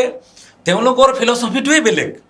তেওঁলোকে কেপিটেলিষ্ট ফিলচফিৰ মানুহ ছাৰ আপুনি আয়ুৰ্বেদৰ প্ৰচাৰ কৰি আছে গোটেই দেশত চ' বৰ্তমান এই ফাষ্ট ফুডৰ যুগত আয়ুৰ্বেদ আচলতে ছায়েন্স নে এটা ট্ৰেডিশ্যনে হৈ আছে বাৰু চব আয়ুৰ্বেদ পুৰা ব্ৰহ্মাণ্ডৰ এটা প্ৰাচীনতম বিজ্ঞান হয় আৰু বিশেষকৈ আয়ুৰ্বেদ শব্দটোত দুটা শব্দ জড়িত হৈছে আয়ুৰ আৰু বেদ আয়ুৰ মানে জীৱন বেদ মানে ছায়েন্স বেদটো সংস্কৃত শব্দ বেদ শব্দটোৰ অৰ্থ যদি ট্ৰান্সলেট কৰি দিয়ে ইংলিছত সেইটো ছায়েন্স হ'ব সেইটো জীৱন বিজ্ঞান জীৱন যাপনৰ এটা বিজ্ঞান জ্ঞান চ' এতিয়া আয়ুৰ্বেদ শব্দটোৰ আমি অৰ্থ পাহৰিছোঁ তো তাৰে কাৰণ হ'ল আমি প্ৰুচিয়ান এডুকেশ্যন ছিষ্টেমত যেতিয়া আমি শিক্ষিত হৈছোঁ ইংৰাজীত লিখা কথাবিলাকে সঁচা যেন লাগে আৰু বাকী সংস্কৃত পালি বা আমাৰ লোকেল লেংগুৱেজত যিবিলাক কথা সেইবিলাক আমাৰ বিশ্বাস নহয় পুৰণিকলীয়া কথা বুলি আমি এৰাই চলোঁ সেইটো এটা আমাৰ সলনি কৰাৰ প্ৰয়োজন আছে তাৰে কাৰণ কিয় যে মই প্ৰত্যেকটো কথাকে মই পুংখানুপুংখানুক্ৰমে মই পঢ়িব চেষ্টা কৰোঁ তো যেতিয়া প্ৰথম আয়ুৰ্বেদৰ কাৰণে মই কিতাপ কিনিছোঁ মই আজি এখনে লৈ আহিছোঁ এখন চৰক সংহিতা চৰক সংহিতাৰ পাৰ্ট 1 আৰু পাৰ্ট 2 এনেকুৱাই দুখন আছে তাৰপিছত মই অষ্টাংগ হৃদয়ম মাধৱৰ নিদানা সুশ্ৰুত সংহিতা 3টা পাৰ্ট মই আয়ুৰ্বেদ শিকিবৰ কাৰণে এইবিলাক কিতাপ কিনিছোঁ তাৰপিছত কিনি পেলাই ইমান দিনে ময়ো পঢ়া নাছিলোঁ বাট পঢ়ি পেলাই যেতিয়া মই চালোঁ ভিতৰতো কথাবিলাক গোটেই ছায়েন্স ফুড ছায়েন্স তো ইয়াতেতো ছায়েন্সৰ বাহিৰে একো নাই ইয়াতে ইভেন কৈছে যে আচৰিত পাইছোঁ মই প্ৰত্যেকটো ফল প্ৰত্যেকটো খাদ্য প্ৰত্যেকটো আমি যিটো চাউল ঘেঁহুৰ পৰা আৰম্ভ কৰি মাছ মাংসৰ যিটো আমাৰ গুণ সেই গোটেইবিলাক ইয়াত আছে প্ৰত্যেকটো খাদ্যৰ কিমান হাজাৰ বছৰ আগতে এইবিলাক অধ্যয়ন হৈ গৈছে এইবিলাক লিখি থৈ গৈছে এতিয়া কথাটো হ'ল মডাৰ্ণ ছায়েন্সে যাক নিউট্ৰিশ্যন বুলি কয় আয়ুৰ্বেদে সেইটোক তত্ত্ব বুলি কৈছে প্ৰথম কথা কৈছে যে আমাৰ শৰীৰটো পঞ্চতত্ত্বইদি গঢ়া আৰু এই পঞ্চতত্ত্ব যিটো পৃথিৱী জল অগ্নি বায়ু আৰু আকাশ এই পঞ্চতত্ত্বইদি আমাৰ শৰীৰটো গঢ়া আৰু এই পঞ্চতত্ত্বৰ যিটো কম্বিনেশ্যনত কিছুমান তাৰ গুণ ডেভেলপ হয় সেই কম্বিনেশ্যনতে এইবিলাক পদাৰ্থ ডেভেলপ হয় যিমান আমি মানুহ কওঁ গৰু কওঁ ছাগলী কওঁ গছ গছনি এইবিলাক কেমেৰা যিমান গৈ আছে পঞ্চতত্ত্বইদিয়ে গঢ়া ৰাইট এই তাত বাহিৰত একো নাই এই 5 এলিমেণ্টত বাহিৰে একো নাই এতিয়া এই পঞ্চতত্ত্বৰে ৰেচিঅ'ৰ ওপৰত ডিপেণ্ড কৰে এইটো গছ হয় নে মানুহ হয় নে আপোনাৰ চাউল হ'ব নে দালি হ'ব এইটো তাৰ ওপৰত ডিপেণ্ড কৰে এতিয়া আয়ুৰ্বেদাই কৈছে এই যে বস্তুবিলাক গঢ় লৈ উঠে সেইটো খাদ্যই কওক বা বস্তুৱেই কওক সেই প্ৰত্যেকৰে 4টা গুণ থাকে সেই 4টা গুণক প্ৰথম কৈছে ৰস শব্দটো পিছলৈ ৰসায়নলৈকে কনভাৰ্ট হৈছে কেমিকেল ৰস গুণ এটা থাকে তাতে কিন্তু কেমিকেল প্ৰপাৰ্টি এটা থাকে যেনেকৈ চব বস্তুৰে কেমিকেল প্ৰপাৰ্টি এটা আছে দ্বিতীয় গুণ কৈছে গুণ তাৰ কিছুমান গুণ আছে গুণটোক 3টা কৈছে যে ৰুক্ষা লঘু আৰু বিষাদ তাৰ সেই 3টা গুণ আছে এইবিলাক কথা আমি পিছত পাতিম বাট প্ৰথম এইটোৱে বুজিম তাৰপিছত বিৰিয়া মানে এটা এনাৰ্জি আছে প্ৰত্যেক বস্তুৰে এটা এনাৰ্জি আছে আমি খাদ্য খাওঁ কিবা খাওঁ তাৰ এটা এনাৰ্জি আছে তাৰপিছত বিপাকা এইটো মডাৰ্ণ ছায়েন্সে মেটাবলিজিম বুলি কৈছে এতিয়া প্ৰশ্নটো মই উত্তৰ এনেকে দিব বিচাৰিছোঁ এইবিলাক কথাটো ইয়াতেও লিখা আছে এইখনক মানুহে ছায়েন্স বুলি নামানে সেইখিনি কথাই যেতিয়া এপলাই পাব্লিছ কৰিব তেতিয়া ছায়েন্স সেই একেখিনি কথাই লিখা আছে প্ৰায় এইবিলাকে কথা আছে ইয়াততো এপল' ক্লিনিকেল নিউট্ৰিশ্যনত আপোনাৰ গোটেই ফুডৰ ওপৰত আছে কোনটো বেমাৰত কিয় কোনটো ফুড দিব নালাগে কোনটো দিব লাগে আয়ুৰ্বেদাই সেইটোৱে কৈছে কোনটো বেমাৰত যিটোক আমাৰ পথ্য আৰু অপথ্য বুলি কৈছে পথ্যটো মানে বেমাৰীৰ কাৰণে সুষম আহাৰটোক পথ্য বুলি কয় যিটো আপোনাৰ কাৰণে বেয়া সেইটোক অপথ্য বুলি কয় সেই পথ্যটোৱে হ'ল ক্লিনিকেল নিউট্ৰিশ্যন মানে আধুনিক চিকিৎসা বিজ্ঞানৰ ৰুটটো কিন্তু আয়ুৰ্বেদে মানে ডেফিনেটলি আপুনি আয়ুৰ্বেদত এতিয়া যিখিনি মই ভাবোঁ আয়ুৰ্বেদে যিমানখিনি এক্সপ্ল'ৰ কৰি থৈ গৈছে মই ভাবোঁ বাকী নাই তাৰ বাহিৰত আৰু কিবা আৱিষ্কাৰ কৰিবলগীয়া আছে বুলি মই নাভাবোঁ যদি ফুড চায়েন্স বা লাইফ চায়েন্সৰ কথা পাতে সেইখিনি অলৰেডি আছে বাছ আমি সেইখিনি চাব শিকা নাই বুজিব শিকা নাই খালি ইংৰাজীত পাব্লিছ হোৱা কিতাপকেইখনকে আমি ফাইনেল বুলি ভাবি আছোঁ এইবিলাক ঢেৰ এক্সাম্পল আছে এতিয়া ভাৰতবৰ্ষত এই দুখন কিতাপ আচ্ছা এইখন এখন আছে ডায়েটাৰী গাইডলাইনছ ফৰ ইণ্ডিয়ানছ এইখন কোনে পাব্লিছ কৰিছে national institute of nutrition national institute of nutrition কোন ICMR Indian council for medical ৰিচাৰ্চৰ এটা অৰ্গেনাইজেশ্যন আচ্ছা সিহঁতে নিউট্ৰিটিভ ভেলু অফ ফুড বুলি কৈছে এতিয়া নিউট্ৰিটিভ ভেলু অফ ফুড বুলি কোৱাৰ কাৰণে চায়েন্স আৰু আয়ুৰ্বেদে কোৱাৰ কাৰণে চায়েন্স নহয় এইটো এটা কণ্ট্ৰাডিক্টৰী কথা এনেকুৱা ঢেৰ কিতাপ আছে যিবিলাকে আয়ুৰ্বেদ যে এটা সাংঘাতিক চায়েন্স ওকে তো এইটো প্ৰমাণ কৰে তো আমি খুব চহকী যে আজি ভাৰতবৰ্ষৰ মানুহবিলাক বিৰাট চহকী কাৰণ বহুত হাজাৰ বছৰ আগতে এই ধৰণৰ অধ্যয়নবিলাক হৈ গৈছে যিবিলাক পশ্চিমীয়া দেশবিলাকে আজিৰ পৰা 150-200 বছৰ আগতহে সিহঁতে শিকিছে সেইবিলাক আমাৰ ট্ৰেডিশ্যনেলি আমাৰ ইয়াত হাজাৰ বছৰ ধৰি চলি আহিছিলে কিন্তু দুৰ্ভাগ্যৰ কথা ব্ৰিটিছ যেতিয়া আমাৰ ইয়াত আহিছে 1835 চনত তেওঁলোকে ইংলিছ এডুকেশ্যন এক্ট আনি পেলাই আমাৰ পৰম্পৰাগত শিক্ষা ব্যৱস্থাটো বেআইনী বুলি ঘোষণা কৰি আমাৰ যিমান আমাৰ গুৰুৰ টুল আছিলে আশ্ৰম আছিলে সেইবিলাক বন্ধ কৰি আমাৰ ট্ৰেডিশ্যনেল যিটো নলেজ ট্ৰান্সফাৰ হোৱা চিষ্টেম আছিলে সেইটো বন্ধ কৰি পেলাই তেওঁলোকে ৰিপ্লেচ কৰি পেলাই এটা ইংলিছ এডুকেশ্যন চিষ্টেম আনিছে আৰু তাৰে ফলস্বৰূপে আজি আমি কেৱল ইংৰাজীৰ কথাবিলাকহে বুজি পাওঁ আমি পুৰণা আমাৰ যিবিলাক পৰম্পৰাগত কথা ঐতিহাসিক আমাৰ যিবিলাক কথা সেইবিলাক আমি আজি বুজিবৰ কাৰণে টান হৈছে আমাৰ কাৰণে অ'কে ছাৰ জীৱনৰ কাৰণে প্ৰয়োজনীয় বহুতখিনি কথা জানিলোঁ আপোনাৰ পৰা অশেষ ধন্যবাদ ছাৰ আপোনাক একেবাৰে শেষত মই আৰু এটা বস্তু মনলৈ আহিছে ছাৰ ডাইৰেক্ট চেলিং ইণ্ডাষ্ট্ৰিক লৈ আপোনাৰ ভিজনটো কি বাৰু চ' মোৰ প্ৰথম ভিজনটো হ'ল 2035 চনলৈকে কমচে কম 1 লাখ মানুহক ফাইনেন্সিয়েল ফ্ৰীডম দিয়া 1 লাখ মানুহক আৰ্থিক স্বতন্ত্ৰতা অ'কে আৰু মই তাৰে কাৰণে কমচে কম 1000 জন গ্লোবেল লিডাৰ প্ৰডিউচ কৰিব লাগিব 1000 জন গ্লোবেল লিডাৰ আৰু মই ইয়াৰ কাৰণে ডেডিকেটেড সেই 1000 জন লিডাৰ ক্ৰিয়েট কৰিবৰ কাৰণে মই যিমান কষ্ট কৰিব লাগে কাৰণে মই ৰেডি চ' মইতো প্ৰত্যেকজন অসমৰ যুৱকক যুৱতীক আহ্বান জনাম আমি কেৱল অসমতে আমাৰ সংস্থাপনৰ চিন্তা সীমাবদ্ধ নাৰাখি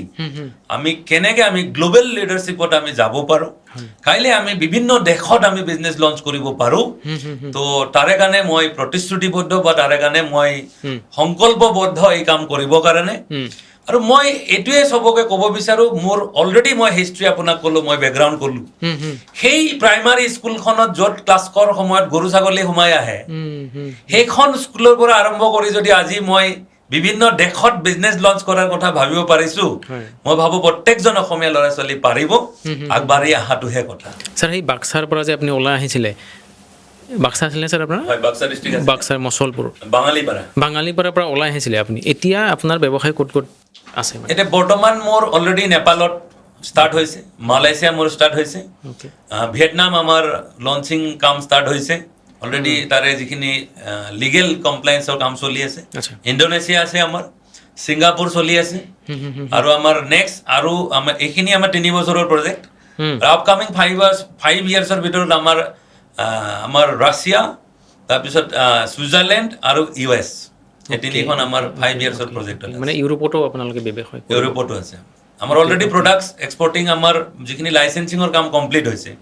প্ৰডাক্টছ এপ্ৰুভেলৰ কামখিনি শেষ কৰিছোঁ আমি কাৰণ মেইন টাইম ইউৰোপ আৰু আমেৰিকাত ব্যৱসায় কৰিবলৈ হ'লে প্ৰডাক্ট এপ্ৰুভেলৰ টাইম লাগি যায় 3 পৰা 5 বছৰ লাগে সিহঁতে বহুত টেষ্ট কৰে তাৰমানে ছাইড ইফেক্ট টেষ্ট কৰে বিভিন্ন আমাৰ নিচিনা নহয় আৰু ইয়াতে লেবেল লগাই দিলে বিক্ৰী কৰিব পাৰি তেনেকুৱা নহয় সিহঁতৰ 2-3 বছৰ এটা প্ৰডাক্ট ট্ৰায়েল কৰে তাৰমানে বহুত মানুহক ইউজ কৰে তাৰে ছাইড ইফেক্ট আহি আছে নেকি চাব তাৰপিছতে সিহঁতে এপ্ৰুভেল দিয়ে তো সেইখিনিত বহুত সময় লাগি যায় তো আজি আমি খুব গৌৰৱেৰে ক'ব পাৰোঁ যে আমি ইউৰোপত প্ৰায় 24খন দেশত আমাৰ প্ৰডাক্ট এপ্ৰুভেল হৈ গৈছে US-ত আমাৰ প্ৰডাক্ট এপ্ৰুভেল হৈ গৈছে আৰু আহি থকা সময়ত আমাৰ 20 বছৰৰ টাৰ্গেট যিটো আমাৰ আছে এই 20 বছৰৰ ভিতৰত কমচে কম এই 25খন দেশত এজন অসমীয়াক দেখা পাব নেতৃত্ব প্ৰদান কৰি থকা ছাৰ বিশ্বৰ বিভিন্ন প্ৰান্তত আপোনাৰ ব্যৱসায় গ্ৰ'থ হৈ আছে, এক্সপাণ্ড কৰি আছে আপুনি। চ' ভাৰতৰ কোনখন ৰাজ্যত আপোনাৰ ব্যৱসায় নাই? বৰ্তমান মোৰ প্ৰত্যেকখন ৰাজ্যতে আছে। এনেকুৱা কোনো ৰাজ্য নাই য'ত মোৰ মেম্বাৰ্ছ নাই, য'ত কাম চলি থকা নাই। ছাৰ নেটৱৰ্ক মাৰ্কেটিঙৰ বিষয়ে বহুতখিনি কথা জানিলোঁ। ইয়াৰ পিছত আমাৰ ভিউৱাৰ্ছে নিজেই ডিচাইড কৰিব যে নেটৱৰ্ক মাৰ্কেটিং এটা গল্ডেন অপৰচুনিটি নে সঁচাকৈ এটা স্কেম হয়। চ' আপোনালোকে কমেণ্ট কৰিব অনুষ্ঠানটো কেনেকুৱা লাগিলে চাই। ধন্যবাদ। জয় আই অসম। সকলোকে ধন্যবাদ জনাইছোঁ। প্ৰথম গোটেই নমামি প্ৰডাকশ্যনৰ টীম সকলোকে মই ধন্যবাদ জনাইছোঁ। তাৰ লগতে সমগ্ৰ অসমবাসীক মই শুভেচ্ছা জনাইছোঁ। সকলো যুৱক যুৱতী এক্সপ্ল'ৰ কৰক, আৰু যিসকলে নিজকে উদ্যমী হিচাপে, এণ্ট্ৰপ্ৰিনৰ হিচাপে গঢ় দিব বিচাৰিছে, তেওঁলোকে 5 বছৰ কমচে কম ডাইৰেক্ট চেলিং ব্যৱসায়ত জড়িত হওক। ইয়াত কেপিটেল নালাগে, শিকিবলৈ বহুত বিচাৰি পাব, বহুত কথা শিকিব পাৰিব। নিজকে এজন সফল উদ্যমী হিচাপে গঢ় দিবৰ কাৰণে যিখিনি শিক্ষাৰ প্ৰয়োজন হয় গোটেইখিনি ইয়াত পাব। সেইখিনি শিক্ষা ল'বৰ কাৰণে কমচে কম ডাইৰেক্ট চেলিং কৰক। তাৰপিছত নিজকে যি ফিল্ডত কাম কৰিব বিচাৰিছে তাতে আপোনালোকে সফল হ'বৰ কাৰণে সুবিধা হ'ব। তো শেষত সকলোকে শুভেচ্ছা জনাইছোঁ। ধন্যবাদ।